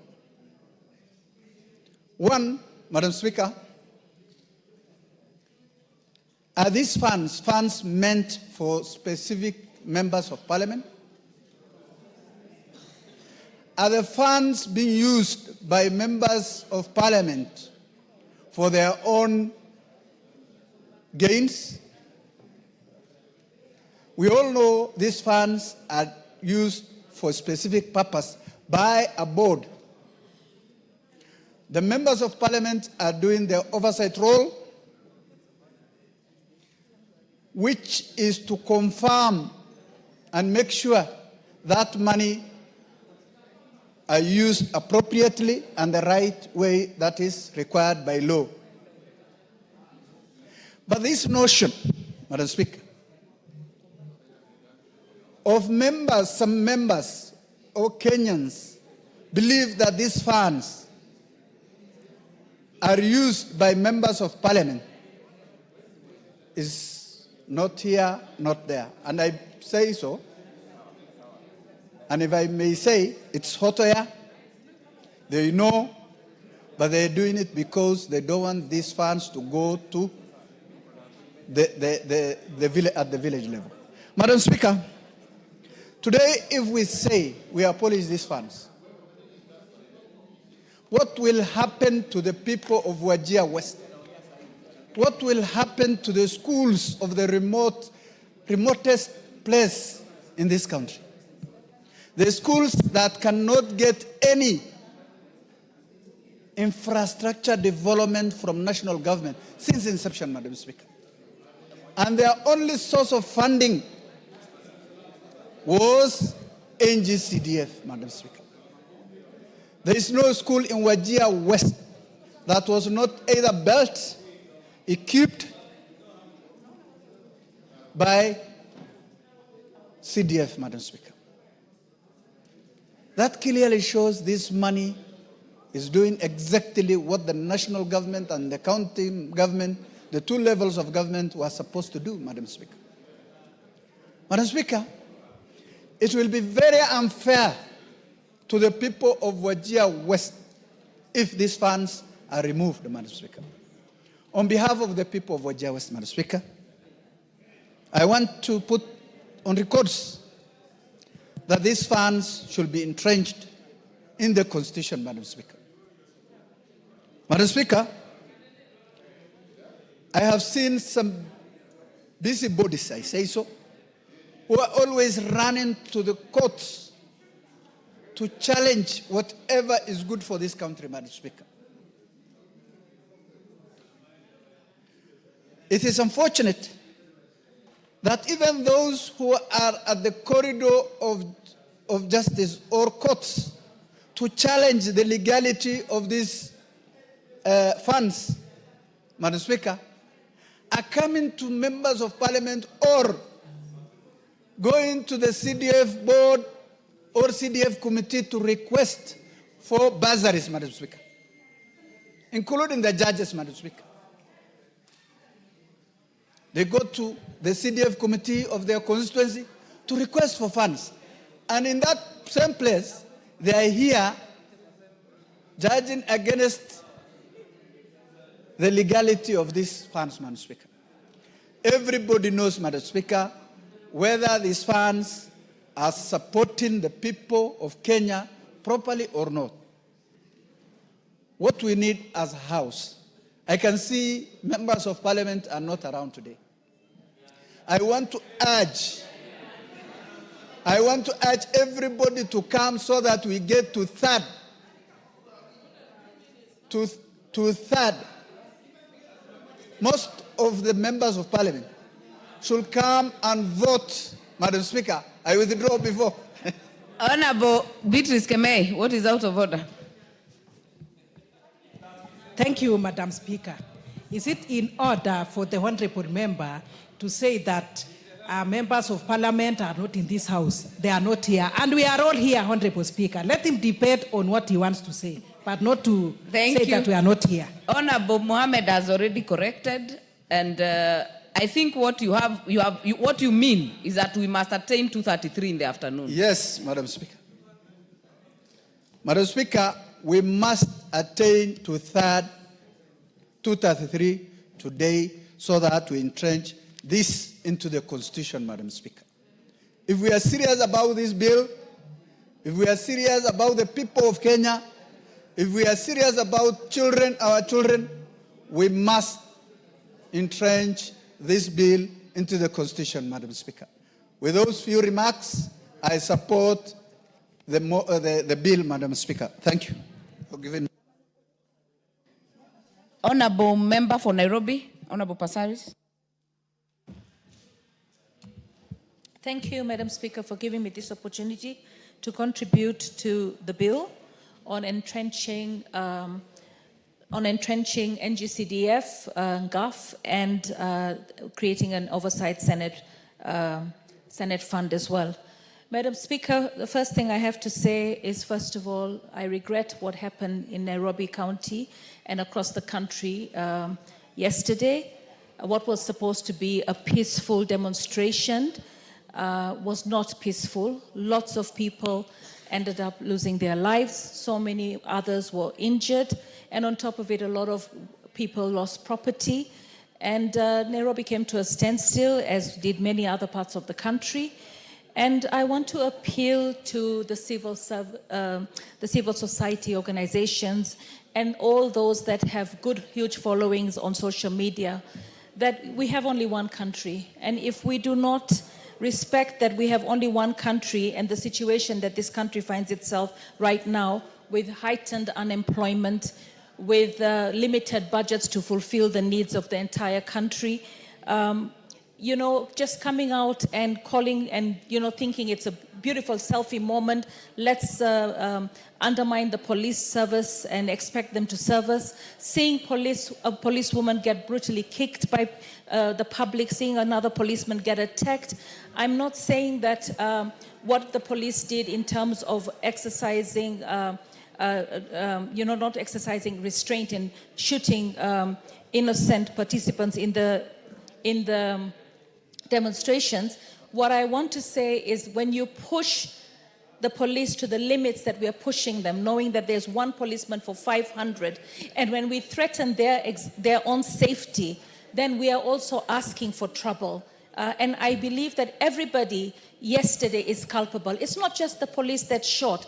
Those who also called for these demonstrations and funded them and caused the mayhem that they did. Because if it's peaceful demonstrations, then no county will be on shutdown. But a lot of the country came on shutdown yesterday. When you say that you're having peaceful demonstrations for memorials, and then you end up saying you want to occupy State House, and that is where you're going, then you're actually looking to overthrow a government, and that cannot be allowed. We have to understand that we have one country, and we have to work together. We're in a bad place in terms of the economy, and the president is trying as much as possible to get us back on track as a country, but the opposition is taking advantage and trying to misuse poverty, trying to divide us on tribal lines, and trying to cause mayhem. The lives that were lost is not blood on the police hands. It's blood on the politicians that funded this. It is blood on the civil society movements. And I also want to talk to Kenya Law Society. You know, you're the law society, not just for the civil society. You're the law society for the entire country. You're the law society for that woman who lost her shop. You're the law society for that mother who lost her child. You're the law society for the many policemen that were also injured. So I really say that, you know, this country needs to take a break and focus on allowing the government to do the job that it wants to do. It's like they want to undermine the government so that they can actually move in, but that's not the way to win an election. Tell the public what you're going to do for them. Show them by example what you're going to do for them. Before I became an elected woman, leader of parliament, I was already a leader. I had already done the projects of Adopt a Light. I was already employing deaf people. What are you doing? You came out of government, you want to get into government, and you're promising things. We have a former Chief Justice who's also trying to do that. So for me, I really feel that we need to focus on ensuring that we have peace in this country. Honorable Bensouda, what is out of order? Don't tell me to say it. We are legislators. We Honorable Bensouda, right, address the Speaker. Thank you, Speaker. I'm sorry I withdraw. What I wanted to ask, is it in order? We are debating NGCDF GAF, but I'm hearing very, very fundamental contribution on police brutality and any other issue that we should do. Could the contributor, the honorable member for from Nairobi County, explain whether that is related to enshrining NGCDF GAF into the Constitution? Thank you. Honorable Passaris, by the standing orders, you will maintain relevance to the debate. Thank you, Madam Speaker. But I cannot be ignorant of what happened in my county yesterday and in the country at large. As legislators and representatives of the people, it will be amiss on me not to offer condolences to all the people that have lost their loved ones and continue to lose their loved ones because civil society cannot hold itself and its horses, and the political wing is also trying to undermine the country. Madam Speaker, as I stand here, I speak as a patron of GAF. I have seen all these funds, GAF and NGCDF, being riddled with many, many court battles. And the thing is, nobody wants to understand the impact that these funds have on the society. When you look at NGCDF, the first time I came to know what was NGCDF when I got into Parliament was when the late Honorable Ken Okoth called me to Kibra and showed me we were opening a school that was funded by NGCDF. It was not him that funded it. It was not Kibra, Ken Okoth, who funded it. It was him, and him as the MP ensuring that the fund that was provided for Kibra was actually doing the job that it's supposed to be done, and making sure that the direction and the standards he's giving and guidance. But the fund was actually being oversighted by committee members appointed and an NGCDF board member. So they were the ones who took and owned the project. But him as the area MP would give leadership. For instance, I am the patron of GAF. GAF receives a lot of money, for Constituency Development Fund. GAF receives a lot of money in terms of various votes. One of the votes that we have is county-wide vote. And in the county-wide vote, when we realized that the committee members came and said, we have a problem with SGBV, we actually decided to save the money, look for the land, and we're putting up the first county-owned safe house and shelter in Nairobi County. That would not have been done if we just said that we leave everything to the governors and the executive. Nobody had thought of building a safe house in Nairobi. And I've seen a number of women reps also deal with safe houses, deal with rehab centers. So there are gaps and there are voids. And those gaps and voids are being filled with these funds. We also have a situation where, for instance, during COVID, we had Mama Fuas come to us and say, you know what, now we can't go into people's houses to wash clothes because of COVID. And our businesses are going down. This is how we raise our money. GAF together, the committee sat together and said, why don't we create stations for them to be able to operate? So we put in washing machines, dryers, and ironing boards and gave them the equipment so that they would be able to conduct their business. So that was something that a gap is bridged by the National Government Affirmative Action Fund. There's so many other projects. We also empower people to be able to start businesses in terms of portion meals, in terms of TV centers, in terms of motorbikes for the border. This fund has its role. And I believe to always be going into court, in and out of court, and derailing the progress of the funds in terms of bursaries, in terms of affirmative action, in terms of persons living with disability provisions, in terms of education, in terms of police stations. I've seen police stations funded. I mean, when you go to Ruaraka, Honorable TJ Kajwang has put a police station. These are gaps. We even had the judiciary once come and engage us as members of parliament and saying, you know, we need courts and we want you to help allocate some money for us to build courts closer to the people. So for me, this fund needs to be entrenched in law so that it stops being taken to and from, so that it can continue the good work that it's done. After 20 years, you come back and say this fund should be gone. Do you know other countries actually want the fund because the MPs are not able to actually see that the grassroots is getting met in terms of its need. So, Madam Speaker, as I stand here, I really hope that we will be able to entrench this into law, and I hope that GAF can also be apportioned to a percentage like NGCDF, so as the economy grows, GAF fund grows. It cannot be a standard blanket 3 billion. It has to be entrenched into law so that we can be able to grow as the economy grows. So I stand here and I support all these funds so that we can be able to effectively deliver what we've been delivering to the grassroots in real time as it's required, through the various structures that have been put in place, where I am just a patron, the MP is just a patron, and we can be able to ensure that our people are served very well. Thank you very much. Member for Nambale, Honorable Geoffrey Mulanya. Thank you, Madam Speaker, for giving me the opportunity to add my voice on this particular bill. Madam Speaker, the fight against NGCDF is not just the fight on the fund. This is a misplaced fight whereby we find many people wants to fight members of parliament. They wrongly direct the anchor onto this particular fund. Madam Speaker, when you walk around the country, you realize the gains made by this particular fund. And especially in my constituency where I come from, in Nambale, we have many schools that have been constructed, new schools that have been brought up using NGCDF. And Madam Speaker, you know that Article 53 guarantees the Kenyan children free basic education. How do you achieve this? It will not be achievable, Madam Speaker, if our children are covering a distance of 2-3 kilometers to go and come back from school. And Madam Speaker, in Nambale constituency, we have earmarked 6 new schools. To achieve this, the only fund that can help the people of Nambale is the NGCDF, that through the national government, we can have the funds available to have these new schools and have our children accessing schools near by their homes. And Madam Speaker, even the judges that sit in these courts and decide on these particular cases, they are products that who came through the schools that most of them came through government schools. But considering the current times, we cannot have that the modern children covering a distance of 3 kilometers to attend school. And that's why we are saying that we should have a fund whereby we reduce this particular coverage for our children so that they can have a lesser distance to attend to the school. Madam Speaker, we note that we have the administrative units.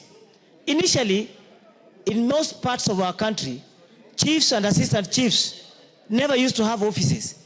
All these gains made without that our people can be served properly by the administrative units has been made through the NGCDF funds. So when we withdraw this particular fund, because people are saying that the NGCDF is a pocket change for the members of parliament, will be causing great injustice to the people of Kenya. So the only option that we have is to have this particular fund entrench the constitution and even increase its allocation so that these particular funds that come from the national government can be applied to development in the rural areas in all parts of the country. Even if we say that the fund offends the doctrine of separation of powers, Madam Speaker, we must appreciate that the funds that are channeled to the NGCDF funds are only applied to the national government fund functions, which is education, security, and administration. So when we say that this fund is withdrawn, the funds will never be applied to the county governments, because the county government, they have their own allocations, and as has been said here, we are 13 years into devolution. But in many parts of this country, you find that there are schools without ECD classes. So the county government or the devolved units, they must first of all concentrate on the funds they have, apply the funds available, so that they allow the national government also to perform their functions. We as members of parliament, we are mere patrons. Our duty is just to ensure that there is equity in distribution of these funds or application of the fund to all parts of the constituency, but we are not involved in the appropriation, we are not involved in the expenditure.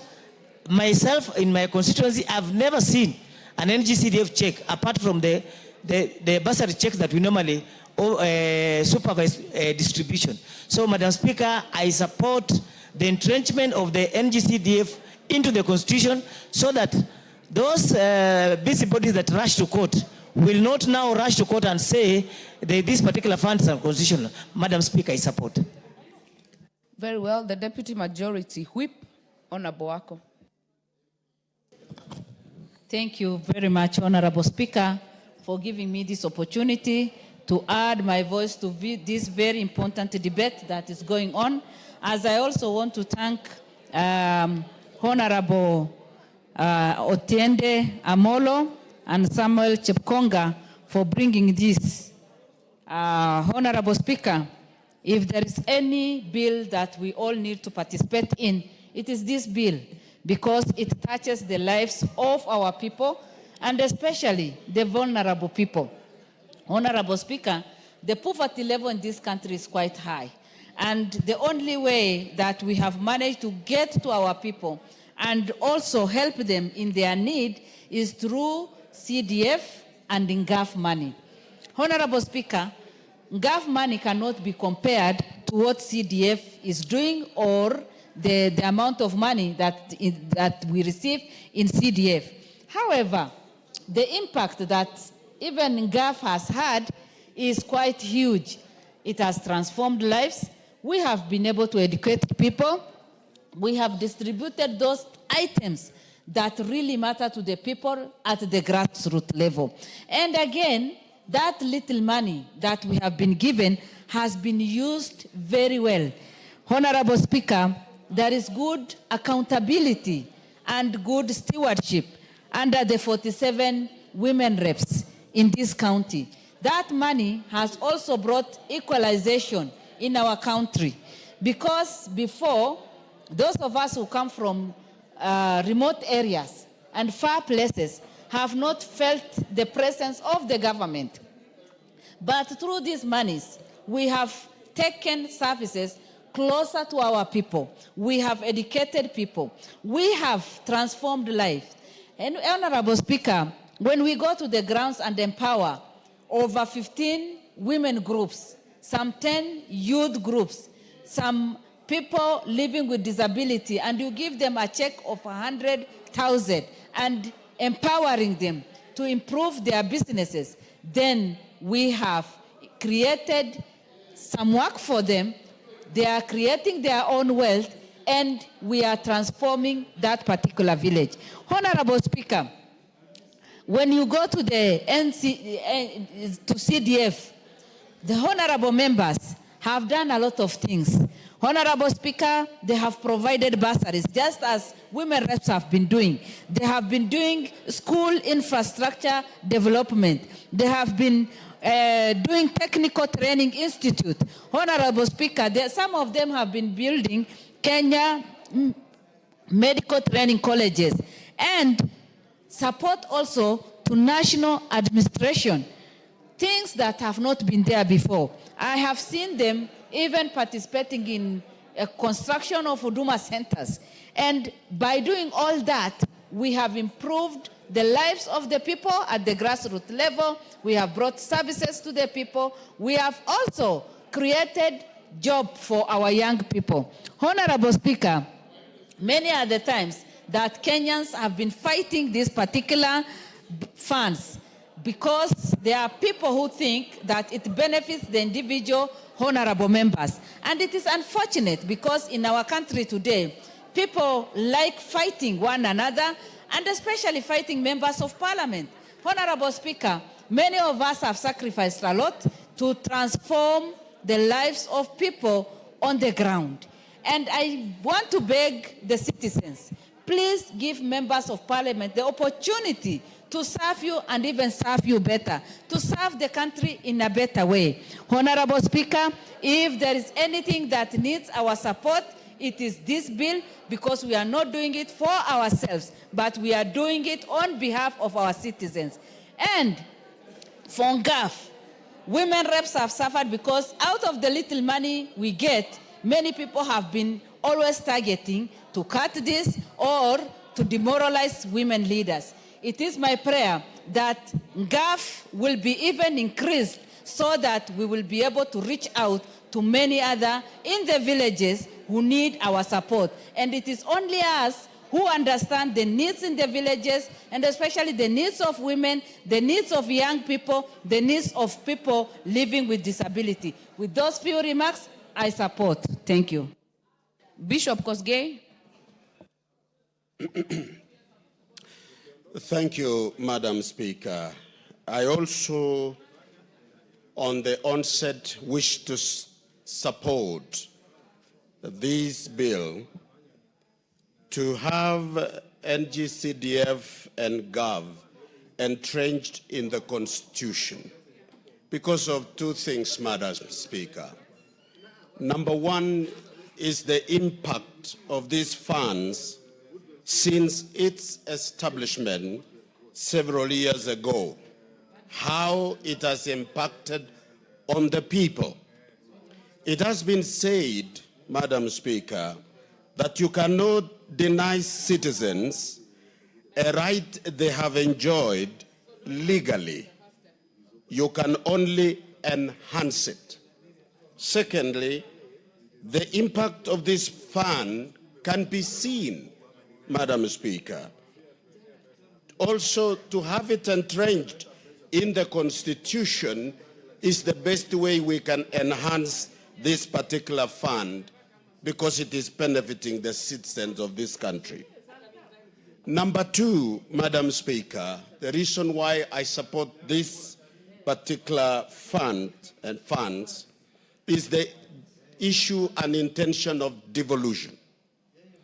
The very spirit and intent of the Constitution, by bringing in devolution, meant the transfer of power and resources closer to the people. And the question which was in the minds of the drafters of the Constitution was to have a primary goal to bring governance closer to the people, fostering greater participation by the public, and equitable resource allocation. Madam Speaker, the question before us should not be whether or not we should have NGCDF or GAV, but how do we enhance devolution? And this is one way of doing it, taking resources and the right of citizens to participate in an equitable manner closer to them by legal and practical means. With this, Madam Speaker, I appeal to all Kenyans of goodwill as the members of Parliament undertake this afternoon on their behalf to entrench it in the Constitution, to appreciate that this is one way we are enhancing devolution in our country. With that, Madam Speaker, I support. Thank you. Very well. Honorable Member for Teso North, Honorable Kaunya. Thank you, Honorable Speaker. Honorable Speaker, I want to lend my voice to this and say I support this amendment, Constitution of Kenya Amendment Bill 2025, to entrench the CDF and the GAF as well as the Senate oversight into the Constitution. Honorable Speaker, I want to emphasize one important thing that NGCDF has done in the country. It has brought about inclusivity and equity in areas and communities or constituencies where we have had marginalized communities, such as where I come from, the Teso community. It has been able to provide resources that have uplifted this community. I want to give the example that when I came in 2017, Honorable Speaker, the constituency of Teso North did not have a single government college or training institution. No single college since independence. And because through the NGCDF, we've been able to establish, the committee worked around the clock and established 4 institutions. These 4 institutions today have over 4,000 students. Honorable Speaker, the institutions such as the Kenya Medical Training College has over 700 students. And these students walk from home, from their villages to the college, and therefore the cost of training goes down. Even the poorer sections of the community are able to access education. We have a TTI which has over 3,000 students. We were able to establish a National Youth Service Institute that has been able to be operationalized through NGCDF. And we have also been able to establish a KIBIT, Kenya Institute of Highway and Building Technology.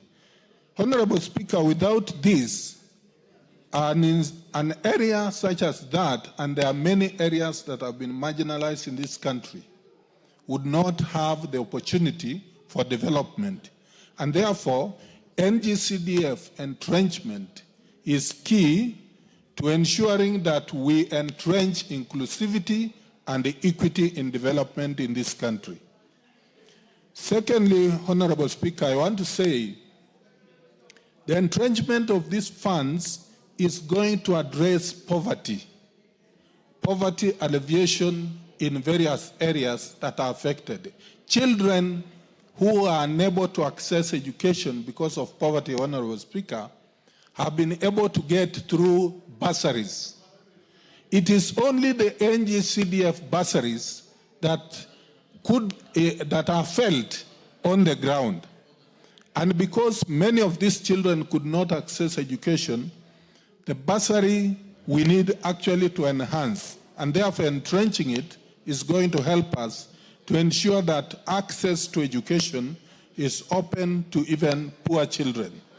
Honorable Speaker, again, if I give the example of my constituency, we have had more than 2,000 students sponsored, fully sponsored by CDF in various colleges and to undertake different courses.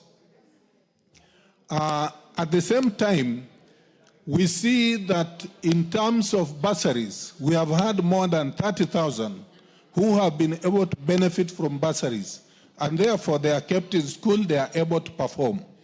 Honorable Speaker, apart from construction of infrastructure and schools and the sponsorship for these children, the CDF fund particularly has done a lot on schools in the improving infrastructure of schools.